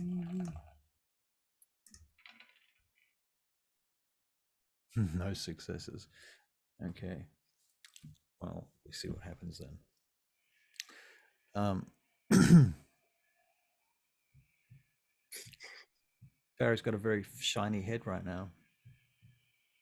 I know. It's a bit like an egg. Significant lack of hair.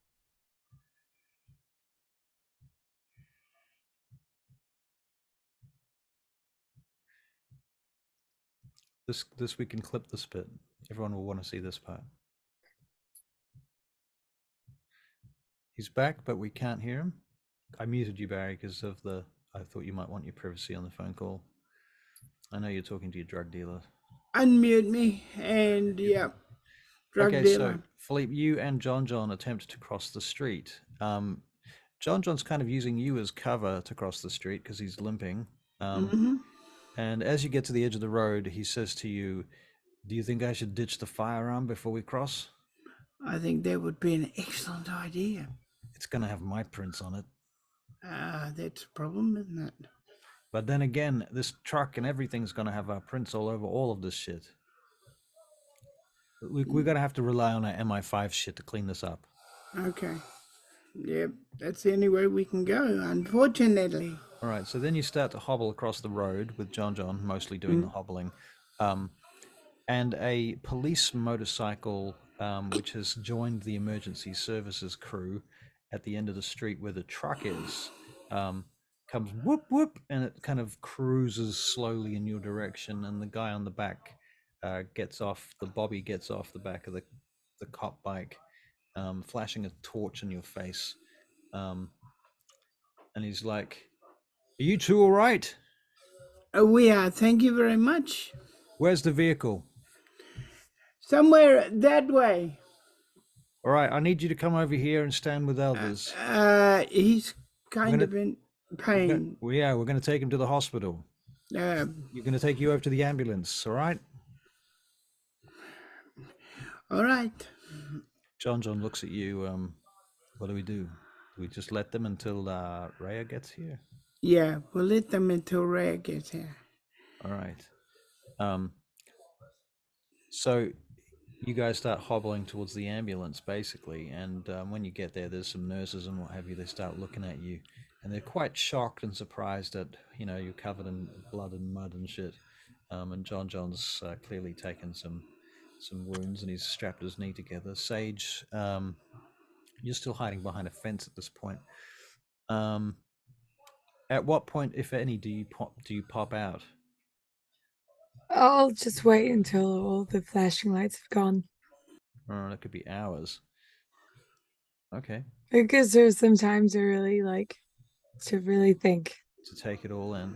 Yeah, because she really got hurt. She ran very far. Yeah. Yeah, she needs the time. Okay, so too much going on. Cutting a long story short, then Rhea does turn up in short order, and she waves around her MI5 passes and tells them basically to piss off, and this is an investigation, and you know, if the cops can assist with this now, that would be good.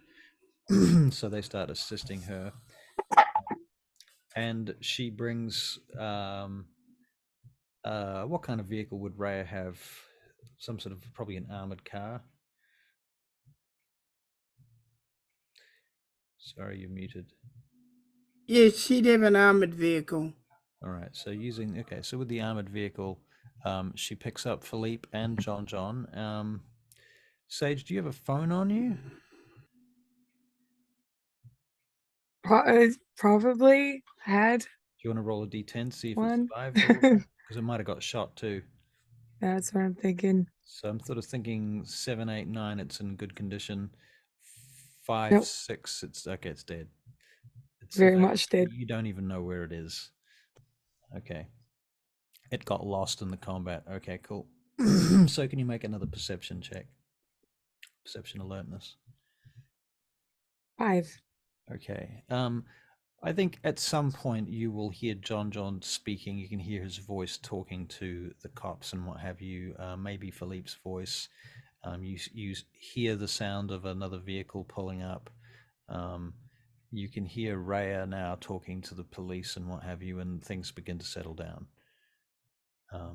And finally, they start bringing tow trucks in here to move the truck, and they have to get a crane on the site. The ambulance, Raya says that she's going to take John to the hospital, and Philippe. And she says to you, Philippe, where's Sage? I can't find her. She's not around here anywhere.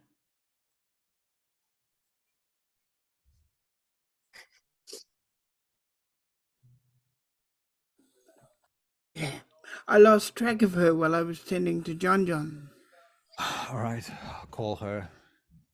And a minute later, she's like, I can't get her. I'll take my jacket off, like put it on myself so I'm not so bloodied. All right. And then walk over to you guys. Okay, so this miserable looking Sage comes out of the darkness, out of the tree line, down from the fence, down to the road, and crosses down to where the ambulance and the armored vehicle are parked. At about this point, there's a crane turning up on the back of another truck, and there's a bunch of workmen who are about to start setting that up. Are you okay? Says Raya. I just want to go home. Let's get you in the car. Come on. She opens the back of the armored vehicle. You too, John. Get in. And Philippe, come on. All right. So a few minutes later, you're on the road again, with Raya driving this time, with one of her retainers in the front seat. And you head back to the complex. And eventually you go in through the gates. Do you say anything all the way home? Does anyone have any conversation? I think we're all just crapped out. Yeah. Yeah. Philippe's crapped out. John's crapped out. We're all crapped out. Raya, her phone rings and she answers it. And after a second, she turns around and she says, Sage, it's for you. She passes the phone back. Okay. Hello? This is Gustavius. This I've is been expecting Sage. you for about an hour now. We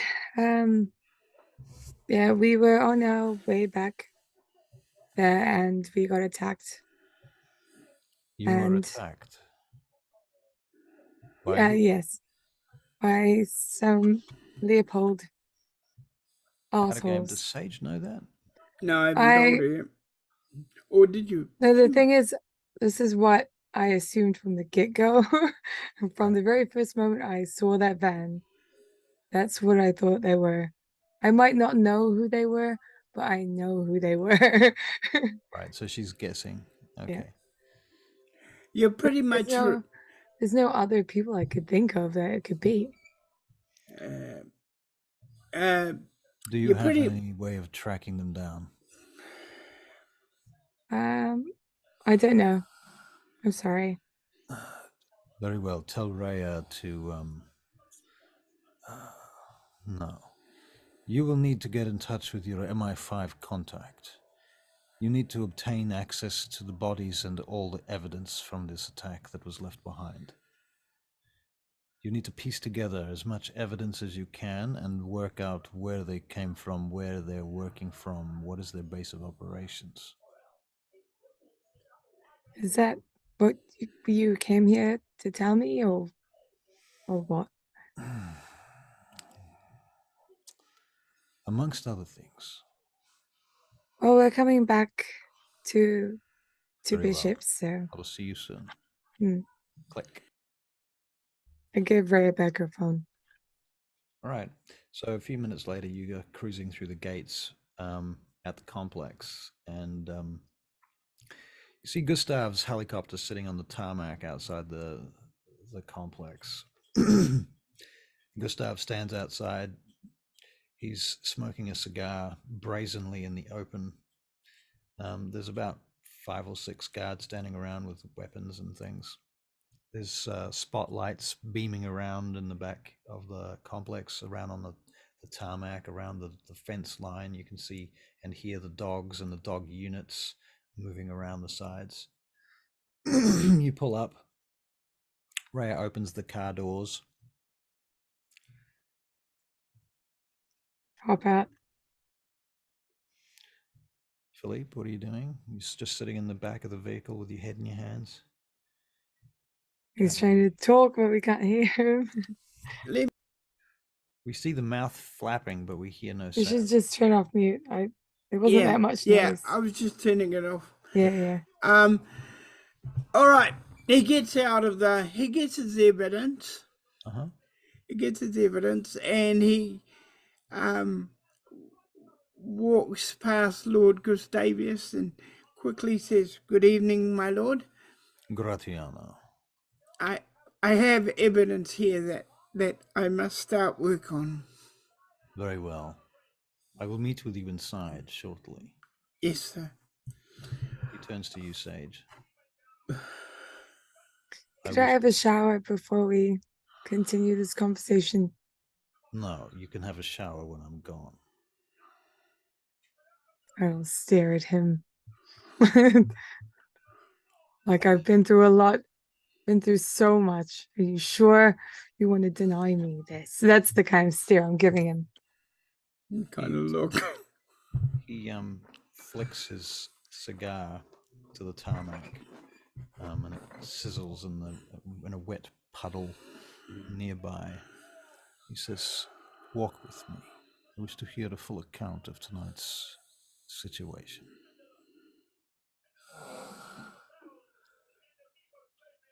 Can I sit with you? He looks you up and down. You are injured then?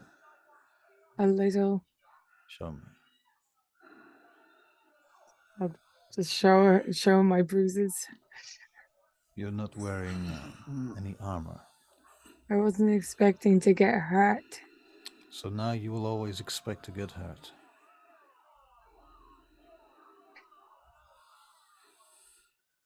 I suppose so. It's not really not a nice way to live, don't you think? He turns and looks at you for a moment.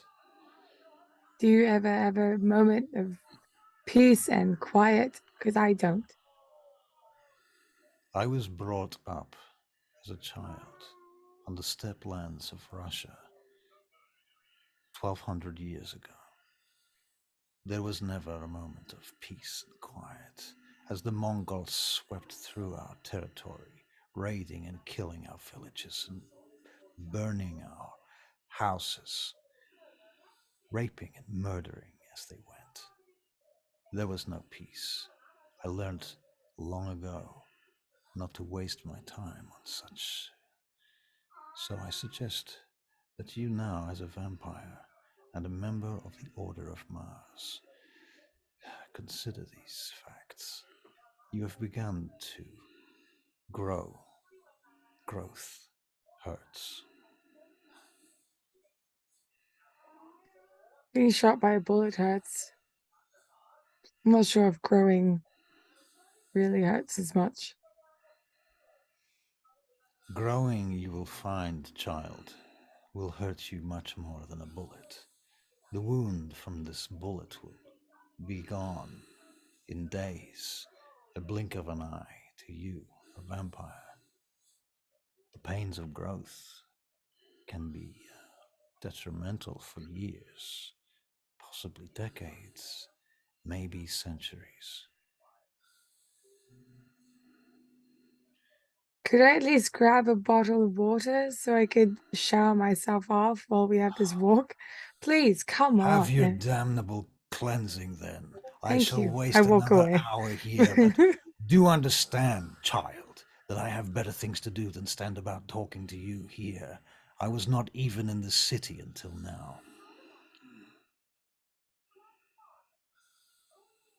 I'll be back. You best be quick. I will be quick. Go and quickly have a shower.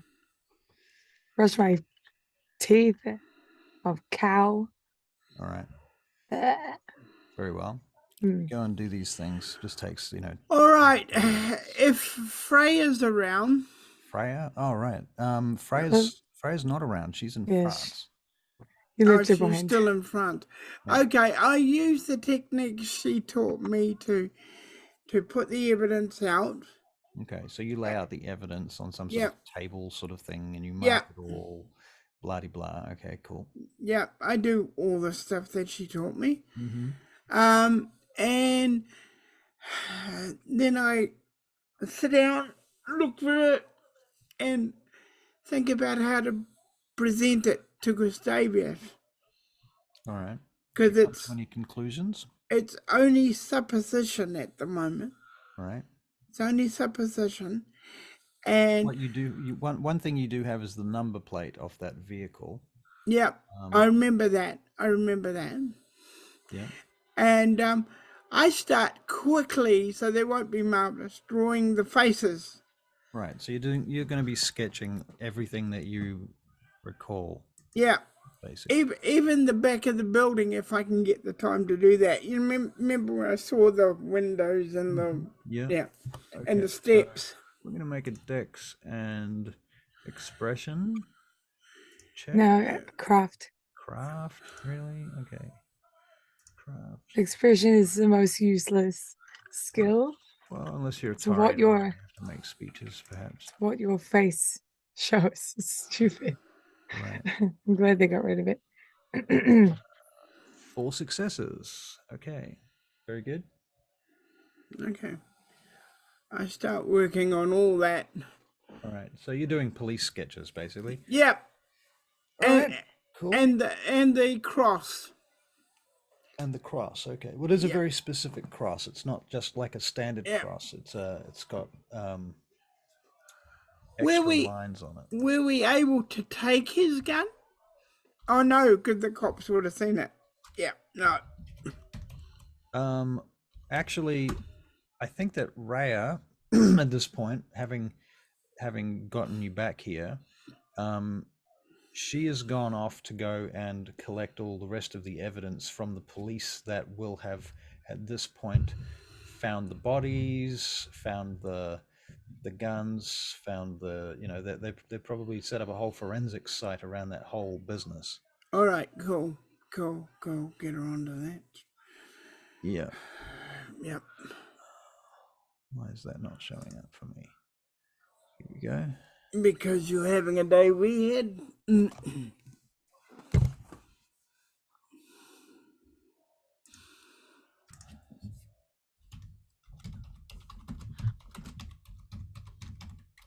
All right. So while you're doing all of that stuff, Sage is having a shower, cleaning herself up, etc. Sage, you come back outside. Gustav is standing in the hangar near the doors, watching Philippe from a bit of a distance, talking to one of his operatives.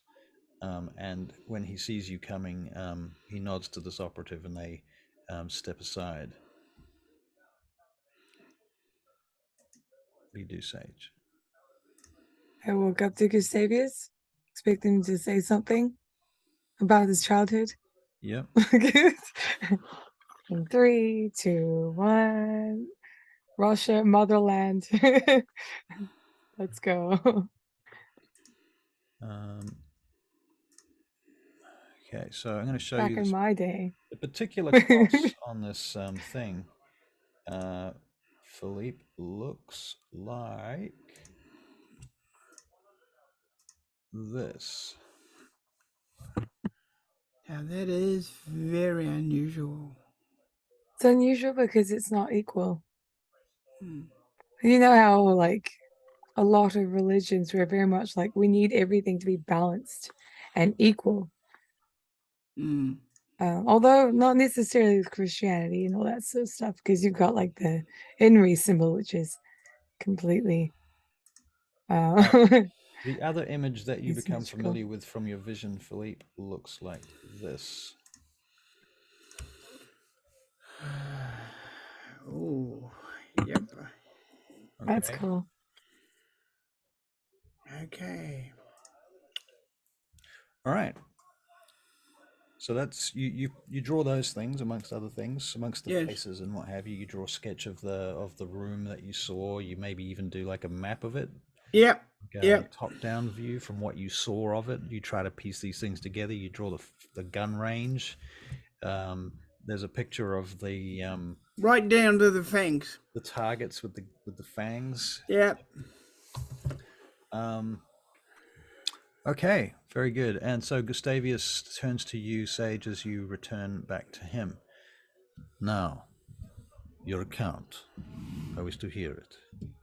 Begin. We were at Philippe's place. There was a white van. We were attempting to come back here to the compound. We got followed, so I tried to lose them, but when we found a place that was safe, we searched the van for trackers while we were thinking of what to do with this tracker, because we were going to do a bit of an ambush situation. They ambushed us instead, and they were better than us.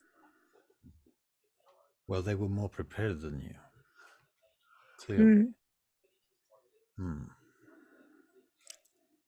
So, we've left quite a trail of destruction.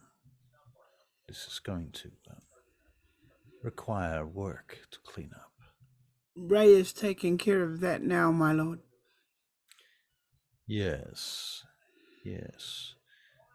Unfortunately, some of these events will be reported to the prince. There's not much we can do about that. It's probably best that he knows, to be honest. It's got to do with his area and the society and the whole martial law thing. People should take it seriously. I have some working theories.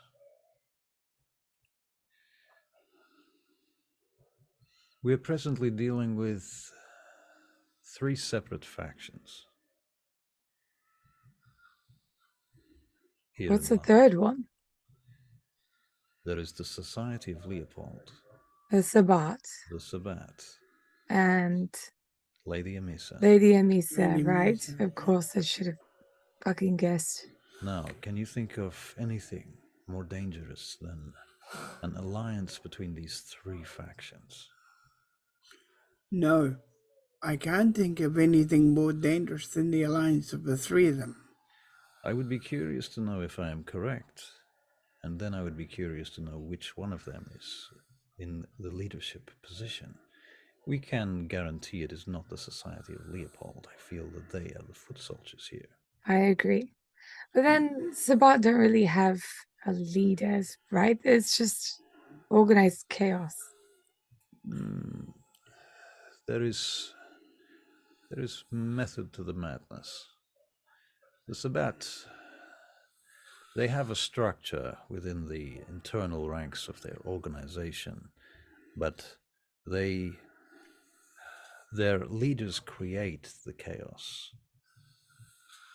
They have ranks. They have deacons and archbishops and paladins. They have titles. They have rituals. They have meetings, ceremonies. They have a hierarchy and an order within. So, like, if you think of it from Lady Amisa's standpoint, why would she want to get the Sabbat and Society of St. Leopold on her side? Why?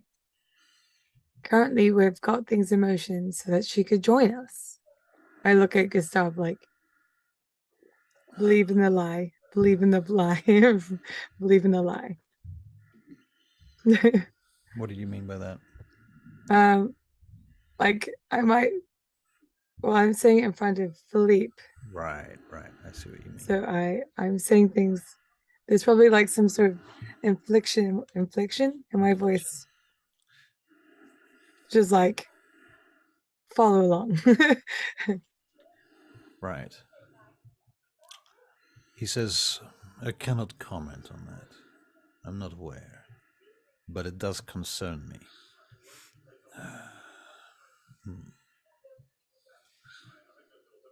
Well, We my are very suggestion to you now underprepared. is that from now on, you need to be prepared at all times. You have become targets in this ongoing jihad. We call this the long night. He says to you, particularly Sage. This is a never-ending war. You will spend your existence in this state. You will have moments of reprieve. But I will tell you now, this is the reason the Master has created his mountain fortress. That is for his reprieve. That is the only safe place. When you are there, you may consider yourself to be on a lower level of alert. But in the world, you are an agent of the Order of Mars. That is why you exist. I don't know how to do what Bishop does. And like Let him teach you. I don't know, I feel like he's been off his rocker recently. Since his return from the Sabbat capture? No, since, well, when Parker disappeared, it very much felt like he was being run by his emotion. There might be a Bruges thing, I don't know. I see. Perhaps he needs to assimilate the path of Mars more deeply. Perhaps his time there will be good for him. I think so. I mean, he's with them right now. Yes. So I'm sure he'll be fine. Yes. But I don't know how to look at world through your eyes. I guess they're not rose tinted. What kind of tinted are they? Smoky tinted? I don't know how to do that. Where everything is out to get you. You can't even leave your house without feeling like someone's going to shoot you in the head. You need to change your perspective, Sage. You must no longer be the prey. You must be the predator. I can think like that, but I can't think in terms of like groups and stuff. I'm not a leader. Then you must follow. If you will not lead, then you must follow. What happens when we have no one to follow? Like right now.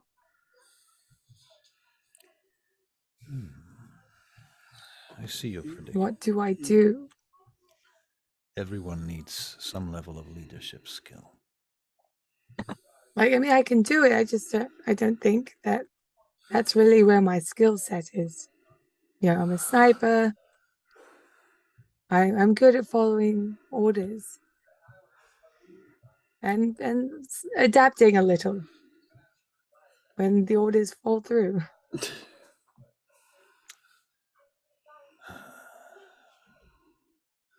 I shall conduct some exercises with your team in the coming months in which each of you will have an opportunity to lead and to be a follower.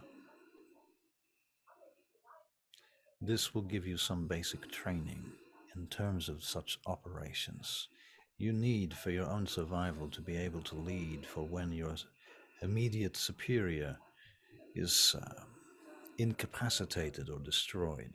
You will need to take over. Someone will have to. As you have seen tonight.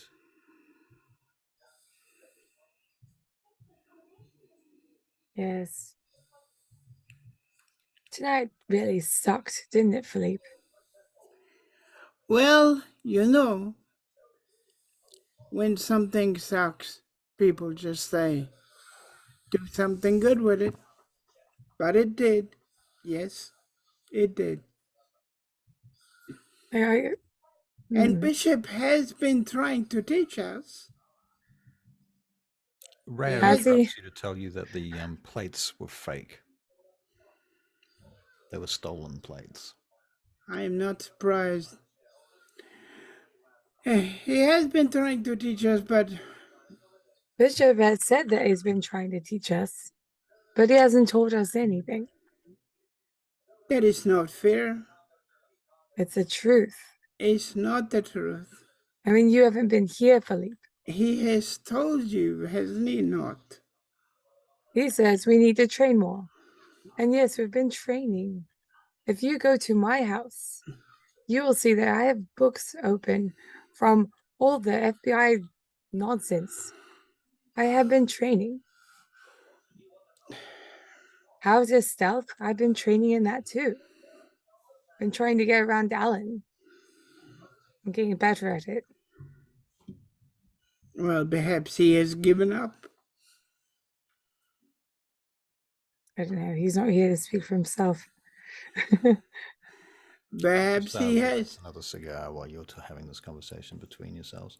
Perhaps he is letting us learn the hard way. Yes. Dying is the hard way. Yes, you must dying. also understand that your friend Bishop is, he too has his flaws. He too has made mistakes, grave errors of judgment. Definitely. We all do. He is the one that nearly destroyed himself and put the entire order at risk by allowing himself to fall into the hands of the Sabbat. Trying to save someone from a falling helicopter. Do you mind if I interject here? He actually was... None of us were the Order of Mars at that point. We hadn't even known. You went the Order of Mars at that point? No. No. We were like just after that we got back. Rewind and edit that, take that away. Very well. God. Okay, I know these things. I wish I had one game that I could run each week, and that was all I had to do. But, you know, everybody makes mistakes. Look at me. Oh, my lord. I made a phone call tonight. I could not control myself. Who did you call? I am trying to push my memory to find out who it was, but I cannot. It is still there, but I cannot reach it. Philippe, do you mind if we have a moment? Could you go for a run or something? I don't know. Go hug John. Return to your painting, Philippe, for a few minutes. I will speak to you also privately. As you wish, my lord. No heightened senses. No heightened senses. I will not heighten my sentences. Okay. All your senses. He walks off. He walks off. So cheeky. Right, so when he's out of earshot. So I had lied to him about the whole Lady Emisa thing, because I wanted him to make that phone call, because we're trying to set up the trap. I see. Using Castle Helgut. Have you identified the telephone that he used? It was. We thought that he would have used his own cell phone or something, but instead he was at a payphone. Have you had the payphone traced and bugged yet? Only happened, I don't know, a couple of hours ago. Add 3 or this 4. to your list. I don't know how to do that, but okay. I'll get someone else that could do that. If you are in doubt of anything to do with your MI5 resources, you need to speak to Hans Brokova. What does MI5 stand for? That's a secret. What do you mean it's a secret? Out of game, what is MI5? Something intelligence, and then you've got, because the MI5 and then MI6 is the international version. Yeah. MI5 is like the FBI, MI6 is like the CIA. Yeah. MI5 is like the internal stuff. Because remember they used to have a program on called The Professionals? They were MI5. And I I used to can't believe watch, you guys didn't know either. So I used to funny. watch Spooks. I love that. I can't remember what it stands for. I'm gonna Google it. I used to know because Bodie and Doyle were my favorite. Stupid! Of course, I know what it stands for. Military intelligence. Military intelligence. Yeah. Fuck, that's so obvious. Ah, Yeah. So you would know this, yeah. especially having been through their fake. I don't think recruitment Sage would know. program. No one's ever told her. I think when you joined their fake recruitment program through Hans Brokova that time, you probably got some pamphlets that were given to new recruits normally. So you've got like all the booklets and training manuals. Okay.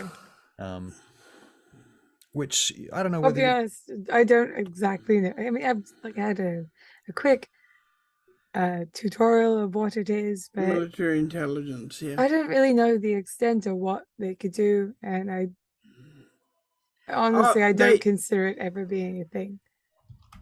It's not my first go-to, you know. That they deal with terrorism inside London. They deal with that sort of thing. Okay, so their powers include gathering communications data, interception of communications, covert surveillance, the use of covert human intelligence sources, equipment interference, and bulk data.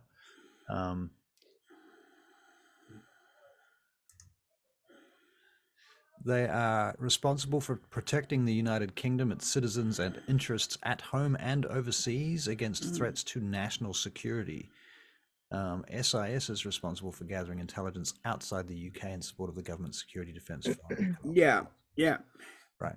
So basically, they direct the police when it comes to like serious threats. They have control of the police. The police are below them. And they also have spies, so to speak. Kind of James Bondy, but James Bond's more MI6 than MI6. MI6 is James Bond. Yeah. And they often have a lot of sources amongst criminal elements. So part of the job of like being in part of an MI5 unit might be go and meet a drug dealer and turn them into your agent. Snitch. Right. So you want to, putting people in situations where they have to report information to you so that you can find out stuff about who's moving weapons around and who's selling drugs on the street and shit like that. Yeah. You need to watch some TV shows and movies. I don't know. Right. Otherwise, it will always be new. Yeah. Right. Okay. So that's the thing. Sure. I'll just. I'm sure someone else can do it. But right. Yeah. I'll get into that. Okay, Gustavius. So some of the biggest, most useful things they have that you can use are their databases. In a time where Google was not really a thing. Right. Yeah, well, exactly. It's before So Google. it's not like you think. You never think to do it. No, but for that time, they had No, I just They went had to their good stuff. website and Yeah. it's asking me to accept their additional cookies, and I'm like, hell no. But they're cookies. Yeah. Okay. Anything else you want to? Well, yeah, that. Pretty sure I've already told you about the Philippe thing. All right. So you basically tell him what happened in great detail. Yeah. Also, this guy is alive. Bring up the picture of Bryce Maxwell. Oh, this guy is Bryce Maxwell, right? Did you report to me that this man was dead? You yourself slew him, did you not? No, I did not. God, no. Who was it that killed him? It was Bishop that killed him. It was Bishop that killed him, of course. Of course it was Bishop. Right. Because I didn't want to do it. But she asked you to kill him. And I didn't. Right. So my little rebellion against her. As it happens, she's still alive, so he's still alive. He's still alive, yes. Sometimes, as a member of this community, you'll be required to do things that other people expect you to do. As part of your cover, you need their trust. You need them to underestimate you. Well, I wonder if she was underestimated that night when I didn't do it. Perhaps. There is great advantage to your talents and skills within the artist community that you carry weight there within. That will give you the power of being underestimated among the military community. No one will expect you to have the training and resources that you have.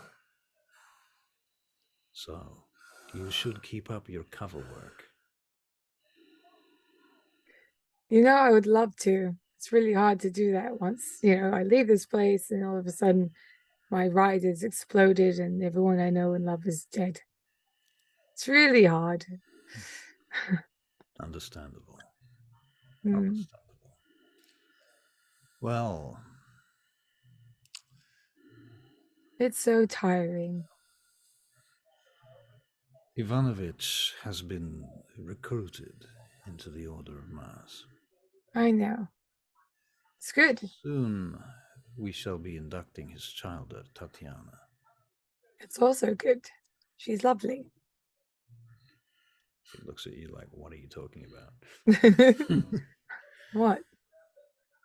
A curious phrase in relation to the individual at hand. Nonetheless, very well.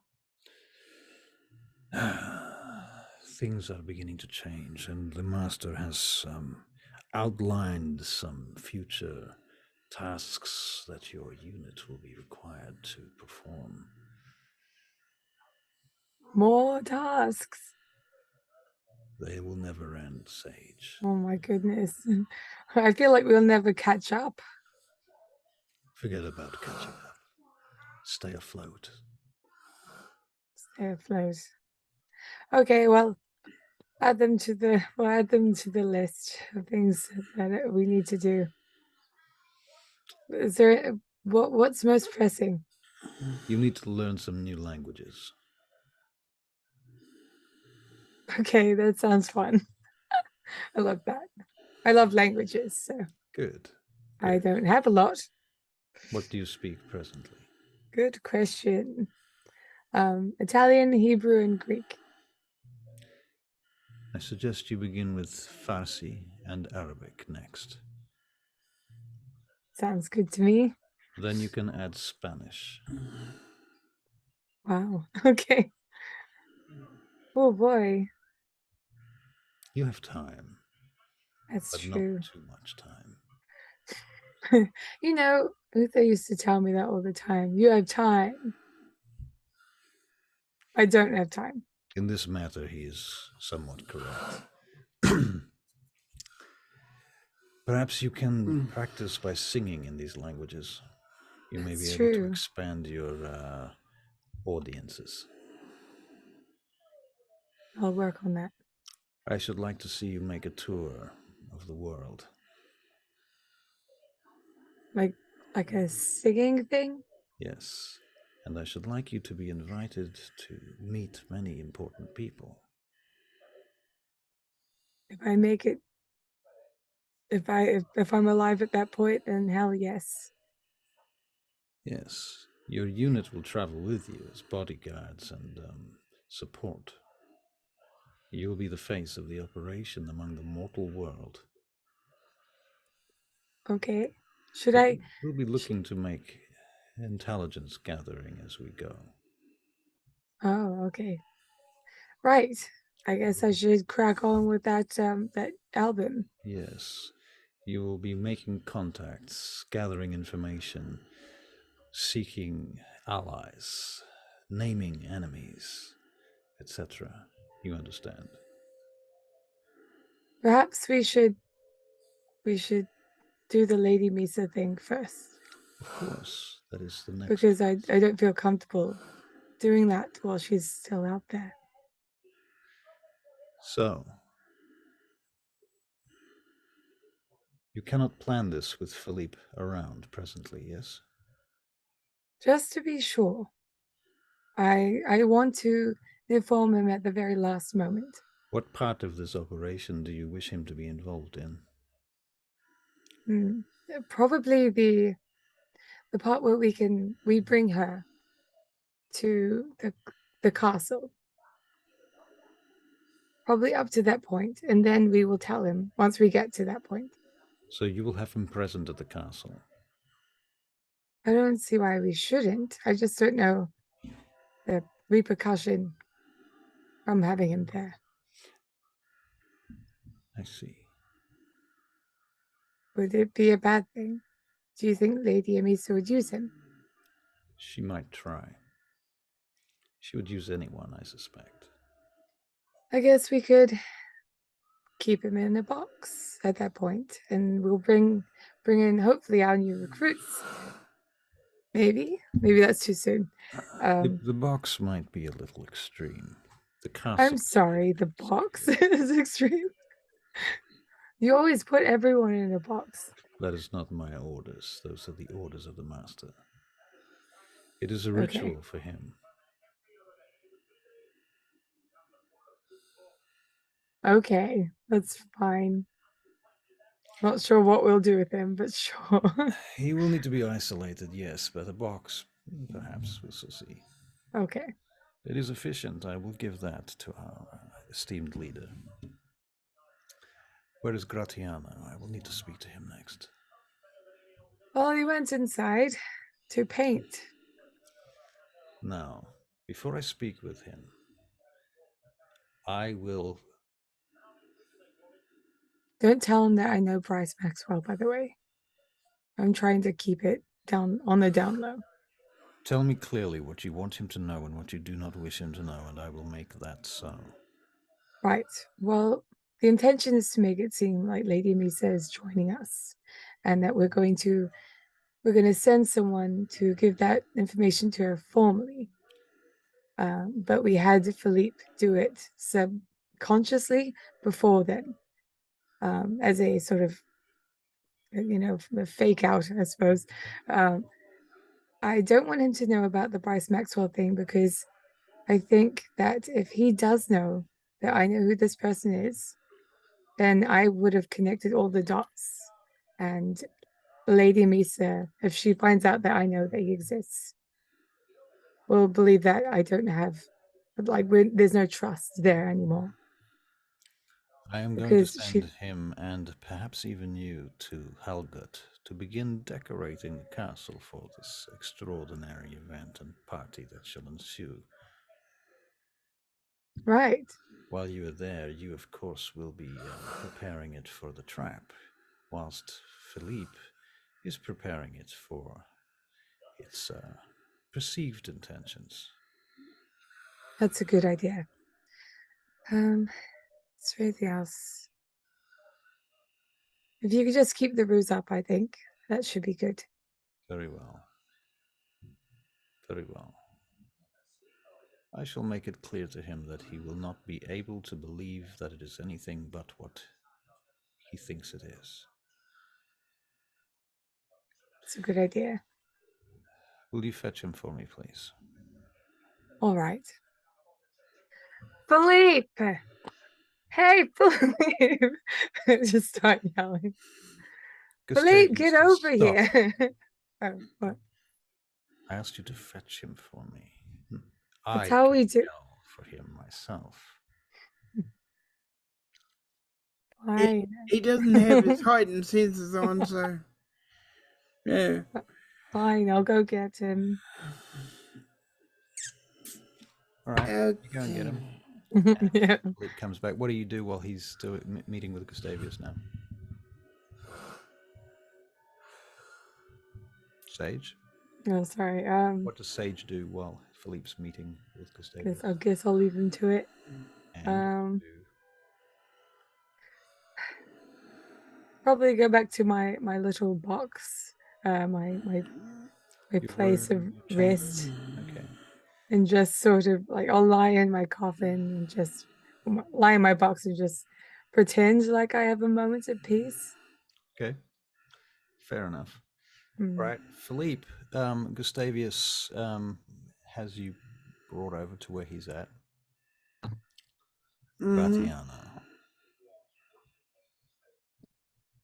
Tell me, are you well? Not really.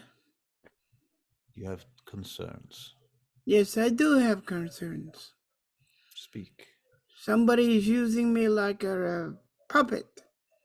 I don't like that. Well, that is unfortunate.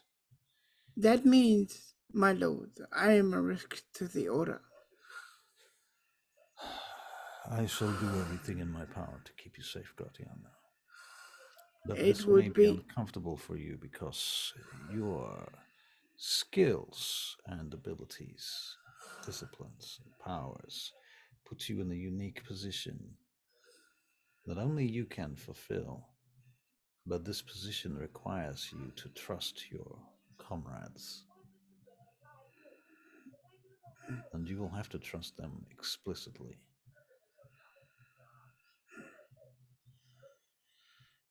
I will follow the orders of the order. You shall be rewarded for your services, Gratiano. Tell me, what is it that you dream of? What is it that I dream of? You know my history, my lord. I have strange dreams when I have them. I do not understand them. And vampires are not supposed to have dreams. Gratiano, again, you mistake my speaking. What is it that you dream of? I mean to say, what is it that you want? In life, my lord? In unlife. In unlife. I want to have a purpose. I want to help people in some way. You have both of these things already. You are already an invaluable member of this team.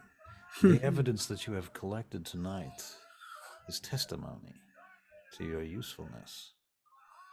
The pictures, he walks over to where you've drawn the pictures and they're laid out on the table. These are remarkable.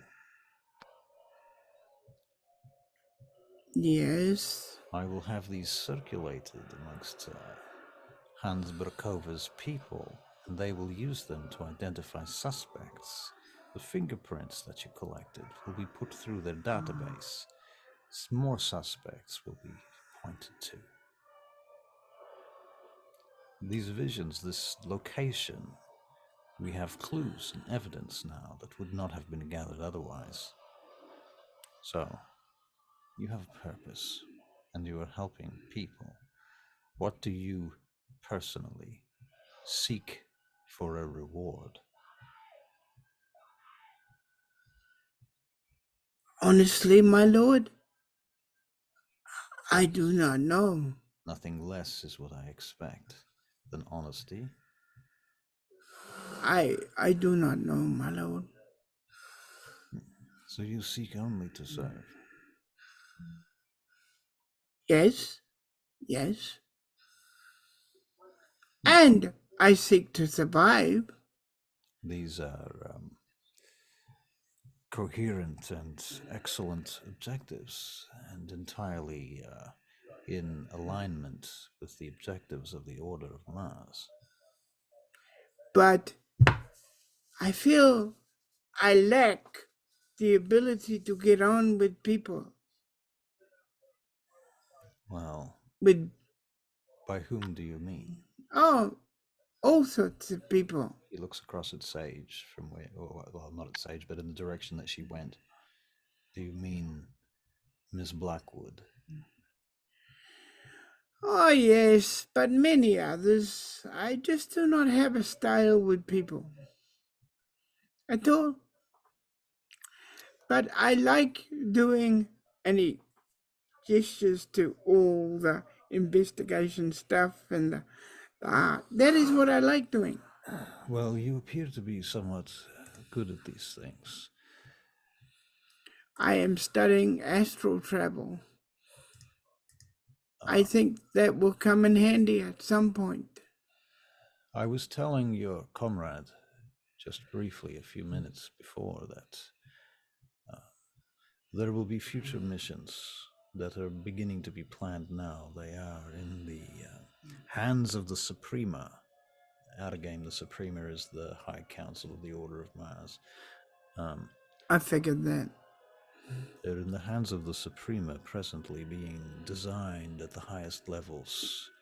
As for which teams will do which operations, we are yet to see.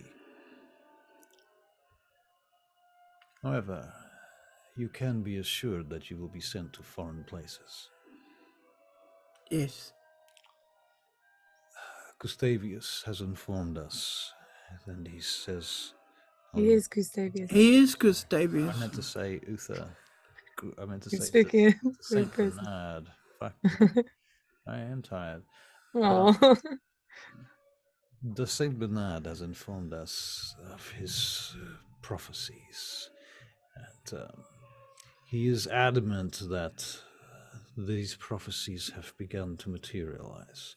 He has pointed to evidence, and I must admit, despite my unwillingness to believe him, I am beginning to be convinced. So what does someone like me have to do with these prophecies? We shall see. We shall see. I have been forbidden to speak of them for fear that speaking of them will change the outcomes. I understand, my lord. So, who is Sage the one I should take orders from, my lord? When you were sent here to make this unit, you were explicitly informed that your unit would take turns leading and choosing a leader for each operation. Yes, I'm just speaking about this time, my lord. Well, this should be a democratic process among you. And once a leader has been chosen, then the leader should be followed implicitly and without question. That is the training. That is how one learns to lead. Then, when an individual as leader makes mistakes, the group can teach them their mistakes. And everyone can learn together. You take turns in leadership roles. You choose the leader that is best fit for the operation at hand. Each operation should be concluded. You have numerous operations at hand, many of which have not yet been concluded. Tell me, where is this one they call Sonny the Yank? We have not discovered that yet. You have not. But I am following leads with I was following leads with the investigation team. I see. Yes. I see. Well, do not forget your previous commitments. Yes, my lord. As you wish. You will need to follow these commitments, follow your leads, continue your training, develop your team, develop your skills, continue to widen your resources. Yes.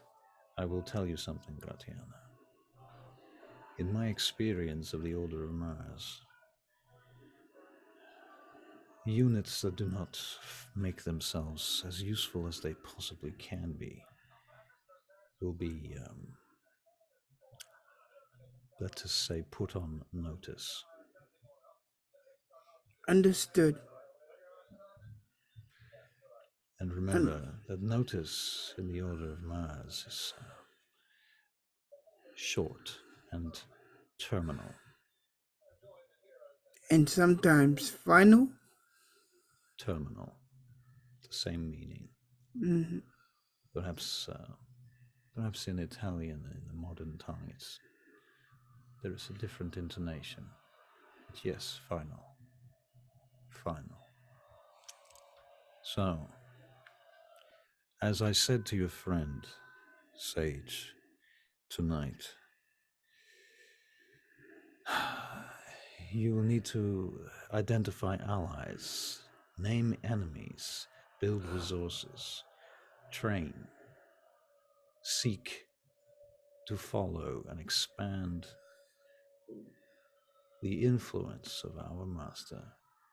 If you do not do these things, then he himself may take an interest and wish to know why. He expects that his followers are zealots.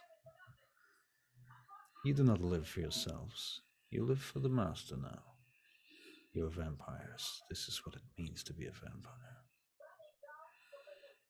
Yes, my lord. I fully understand. Good. But this does not come without reward, Gratiano. I am aware. So I ask you one more time, what do you seek and wish for? Whether it is, shall we say, in the terms of the kind, is it wine or women? Is it cars? Is it money? Is it power? Is it influence? Adoration? Do you wish to own a yacht? Do you wish to fly a plane? Do you wish to travel around the world? Do you wish to live somewhere conspicuous among the masses? Do you wish to rub shoulders with the rich and famous? These are things that are possible. What dreams did you have in life before you were made a kindred?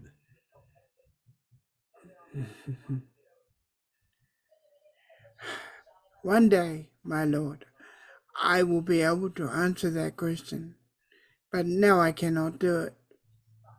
Well, I suggest you think very hard. Yes.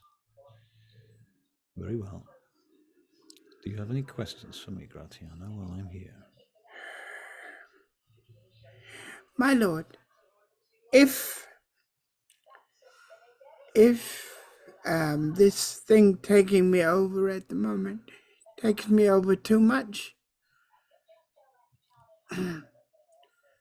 I would like my kinsman, meaning he means I would like the master to take me out if it becomes at any time too much of a fit.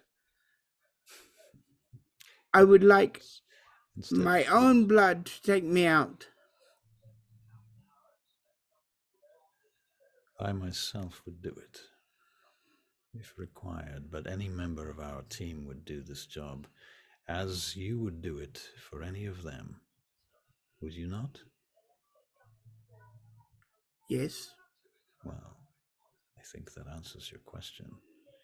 But I will say that I shall report your willingness to die for the cause to the master. This will impress him. I didn't say it to impress him. Nonetheless, you impress me. Your zealotry reminds me, recalls ancient days when warriors had hearts. Thank you, my lord. You have the heart of a king, Gratiano. Now all you need is the common sense. He taps you on the back of the head. Yes, my lord. I do need it. Perhaps I'll learn that from Sage. Perhaps. I'll tell you my opinion. This is my best piece of advice for you, Gratiano. Are you prepared for this? Yes, my lord. My suggestion to you is that you begin to stop seeing others as different from one another. There are no children and adults, vampires, and kine, men and women. We are all creatures that live with this condition, especially the vampires. We are all the same. Consider this, Gratiano. After you have lived for 100 years, and you do not require sex or love to survive, are you male or female? Does it matter anymore? When your body can sustain itself, when you are as strong as any other vampire, because within you is the blood of Cain, are you a man or a woman? Neither. You are a vampire. That is all that matters now. You are kindred, as are all the members of your coterie kindred. You must stop identifying them as humans with the petty differences between them. Sage may appear to you as a woman, but do not forget, she is a vampire. Same with your I look at her as my teammate, my lord. Good.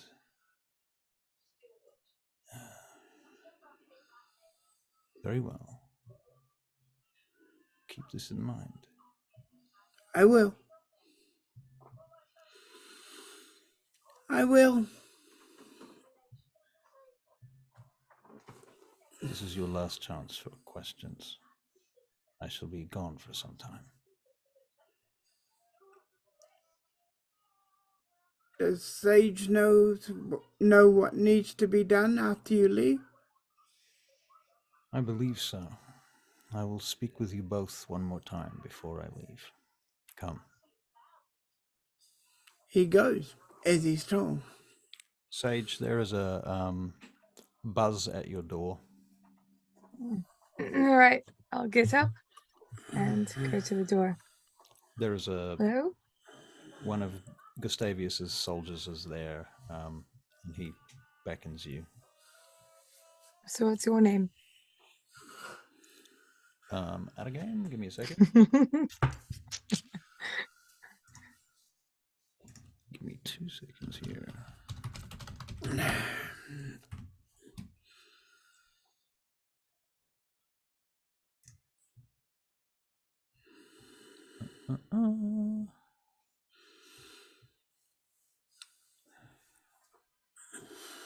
Mr. Cannon Fodder? Right, Mr. Redshirt. Actually, he says, I am Sasha. Sasha. Nice to meet you. He nods without... It's a pretty name. He starts going up the stairs. I walk behind him. Brings you back up to where they are in the hangar. Gustav is there. Philippe is there. Rhea is about. She comes over, actually, about this point too. She's been summoned. Anybody else we need to summon? John? No, John there. He'd be there. Yeah. All right. Gustav says, no, I am preparing to leave for perhaps a month. I will not be incommunicado. I will not be ready to save anyone. There will be no reinforcements from me. Do you understand? Now, Yes, my lord. in the event that you need higher service, this is the future chain of command. If it does not involve the Order of Mars, you'll speak with Tatiana and Hans Berkova. If you need serious reinforcements, and it perhaps does involve the Order, then you may then approach Ivanovich Soze. He may help you. In the meantime, you will continue with your operations. Now, I am going to give you access to Halgut Castle. As of now, you have clearance to land there, you have clearance to use the place. My retainers there are your retainers now. I will offer you a working budget to utilize. I understand our companion, Bishop, has taken a large financial damages recently. I intend to replace these lost resources. However, they will not be replaced in his name. We will form a new company, a new corporation. It will belong to the Order, but it will be in your names, or the names of your retainers, more specifically. You will keep human retainers who will operate as the face of this new security agency. Do you all understand?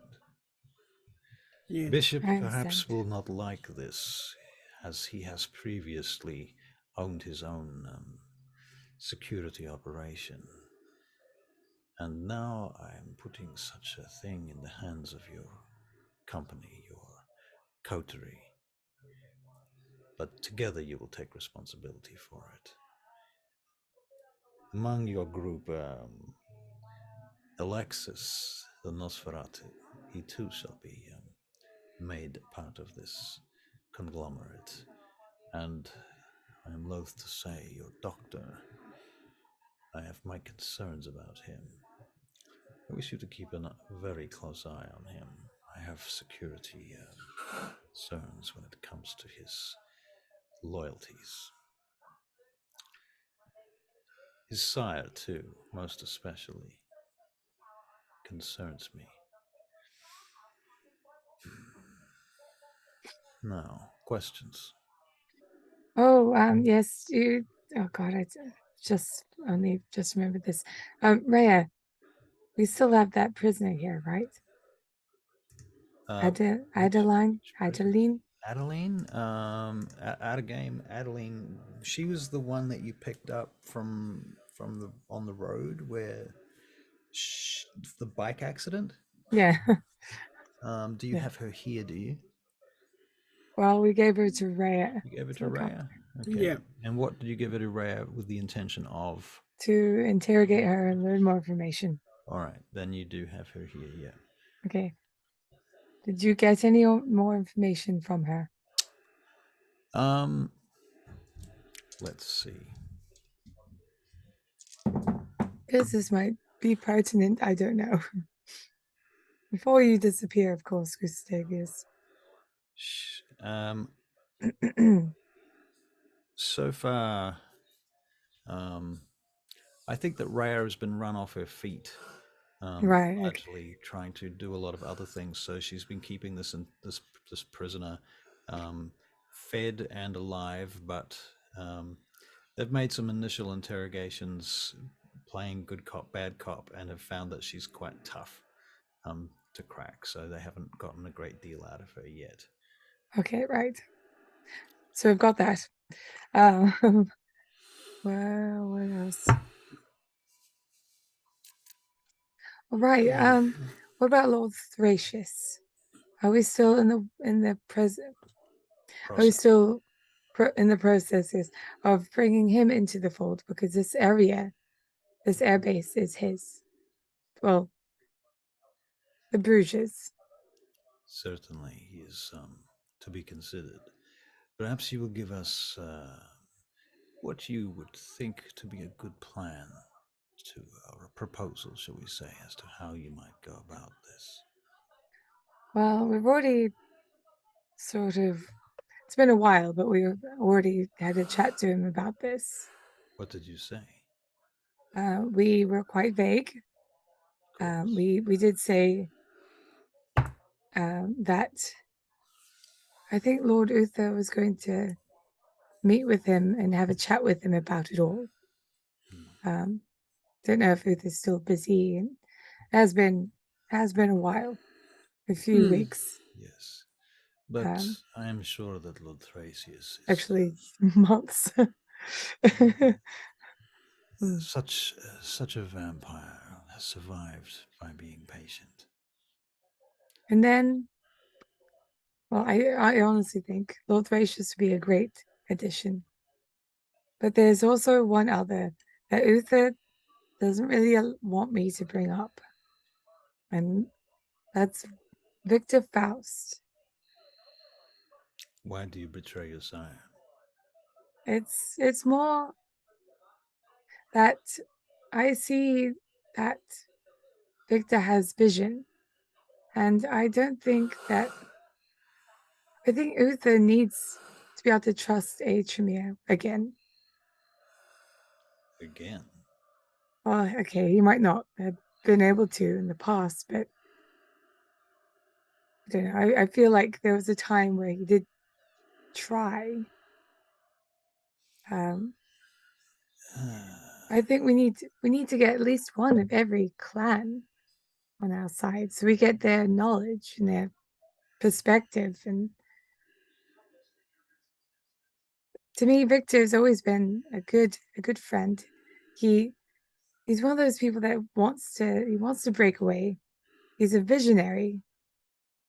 I see him as a good candidate. But Uther, it's because of his bias towards Tremere that he won't allow them anywhere near us and what we do. I see. And Gratiana, do you have an opinion? Well, she is correct in that we should get as much of a variety as we can. But also, we need to make sure that we know everything about, say if we choose this Victor, we need to know everything about him. Everything. I want to make sure that, you know, if I was to actually go in depth with this, I don't want to be wasting my time. And I just want to make sure I have the go-ahead to do this, to go find everything out about him. You may begin the process of screening any vampire that you come across. But I should say that every kindred that you screen, they will need to eventually pass several tests before they are even made aware of the Order of Mars. What are the tests? Well, first of all, an entire history that must be accurate. Then they will need to pass their various vitae testing. This will involve, of course, Monsieur de Saint Bernard. And it may cause a rift between you and he. If he has forbidden... Don't say that, Philippe. Sage Blackwood, if your sire has forbidden you from approaching an individual, it is my strong recommendation that you obey his decree. I had a chat to him. I think he was very unhappy with the fact that I suggested a Tremere, but because of his bias. It would not make the greatest difference? What can this particular Tremere bring to the Order of Mars that cannot be brought by any other individual? What are the assets? What are the strengths, weaknesses, opportunities, and threats involved? I mean, the obvious threat is that with the Tremere, they're often so tied into each other that they couldn't really take a step away from the Tremere. And we have generally banned the Tremere from approaching in this order for these exact reasons. They are extraordinarily regimented, controlled, and puppeteered by their masters. We cannot fully trust any Tremere. The reason that the Saint Bernard has the powers that he has is because we needed to fulfill this gap. Of course. Understand that the Master has most of the powers of the Tremere himself. Well, this particular Tremere,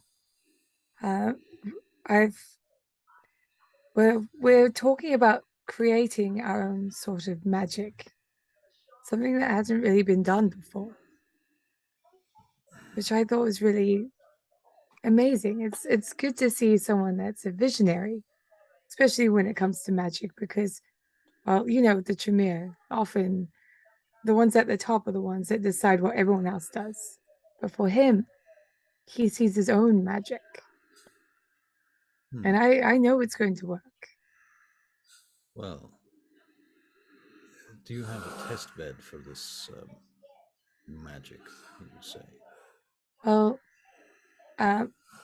both of us are planning on incorporating magic into my songs. Some sort of like subliminal messaging, I suppose. It's really to call out the Sabbat. This is not advertising, marketing. No. It's sort of like it's working towards helping us defeat an enemy that we need to get rid of. It was going to sort of bring all the people that we need to into one place so we can destroy them all. It might be a big, a very tall ask, but it's something we're working on. My suggestion to you, Sage, is to befriend this Tremere. I have. Befriend them, but do not trust them. He may well be spying on you for his sire and for his sire's sire. Honestly, I can see that. And I think he thinks the same of me. So we've got this sort of understanding that we're both untrusting of each other, but wanting to trust each other. We call this the jihad. No, I'm not going to fight him. Yes, but it is an everlasting dance. And it might not be you that is required to be brought into combat. This may result in war between his sire and your sire. That is the conflict you must avoid. It is not your friendships that is at stake here. Your friendship may be exactly the weapon that this hierarchy is looking for. I will tell you openly that I am not a great, shall we say, modern parlance fan of the Saint Bernard or his ways, but I can tell you that the Tremere have a impassioned hatred for him and his name. I know. It makes me sad, but it can't be helped. You do not know what he has done. I heard plenty from others, but then I've also heard plenty from him about them. So I can see why there's so much discord. Several hundred years passed. A trial was held for the Saint Bernard. Conclave, my lord? Yes, Gratiano, a conclave. It was at the grounds of the Convention of Thorns. Oh. A kind of separate ordeal, a sort of inquisition, whereupon the Tremere tried to bring their grievances against Saint Bernard to justice. They were denied their claim.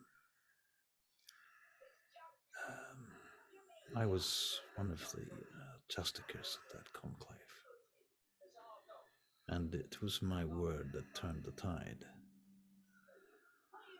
Saint Bernard owes me his life. Well, definitely. Oh my goodness. Thank you.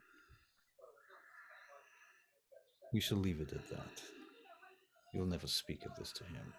It would cause him great dishonor and embarrassment.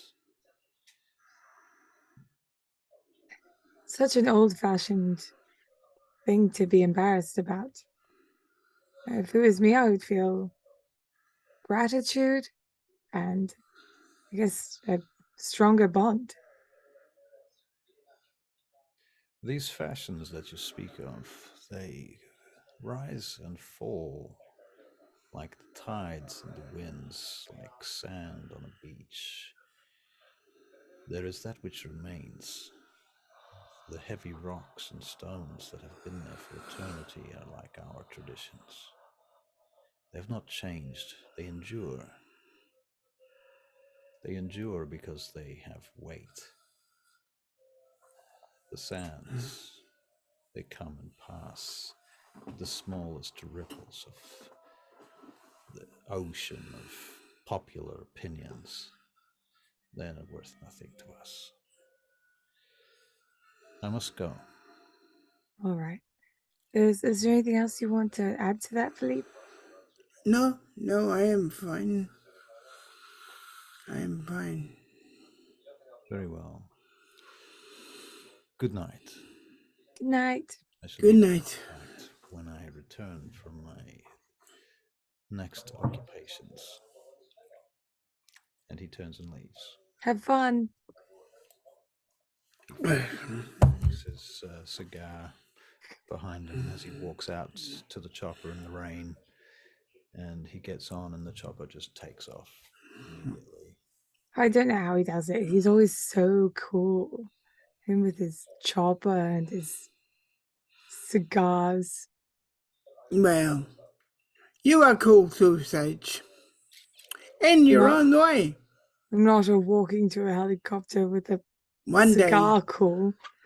One day, if you live to be hundreds of years old, maybe you will look, be able to walk into a helicopter without the cigar, or maybe with the cigar, and look cool too. So where do we go from here? Well, he gave us a lot to think on. Did he? Helgat, right? Yeah. Should we go there? Okay, yeah, I'll start organizing for what that. Kind of, okay, he said we need to decorate the place. I mean, we'll have to check it out, but I can't wait. You want to decorate the place? Well, that's what he told me. Decorate the place because we're going to, bring over some guests. Yeah, it makes good sense. Okay. You're the boss. No, I'm not the boss. You must learn. What did he say? He said, you must learn to be a leader. This is how you learn to be a leader. That is what he said. So now, eavesdropping. You learn to be a leader.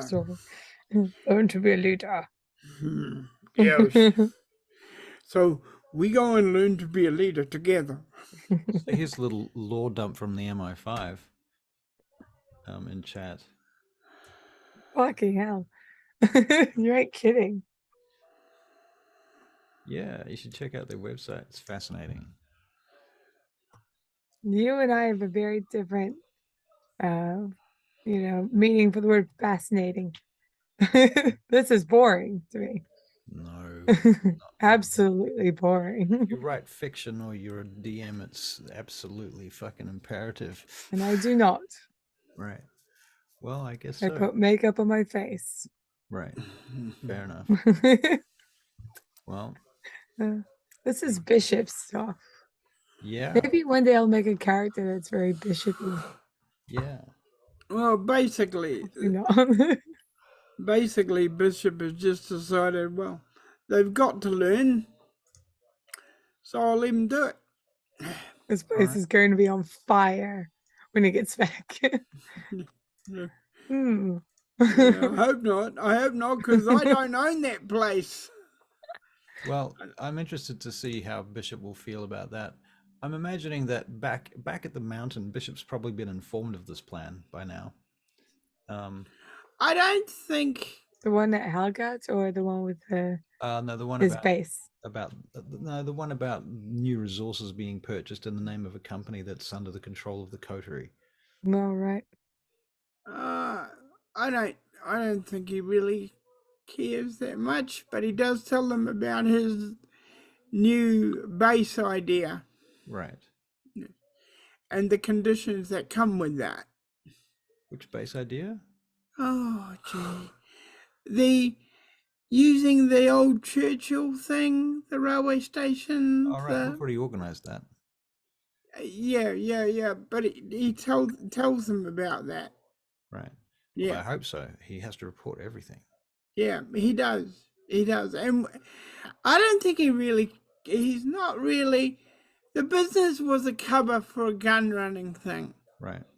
Okay, so he's not really worried about it being, in fact, it releases a little bit of pressure off him. Right, that's fair. Yeah. And the other good thing is if he doesn't own it all, then the bikes don't all belong to him. That's right. Everybody can have their own fucking motorcycle at last. Yes. Stop stealing Bishop's shit and nonsense. Running around with it. Nonsense. I'm going to keep stealing his stuff. It's just how it goes. It's how it goes. All right, it's borrowing. You're worse than having a daughter.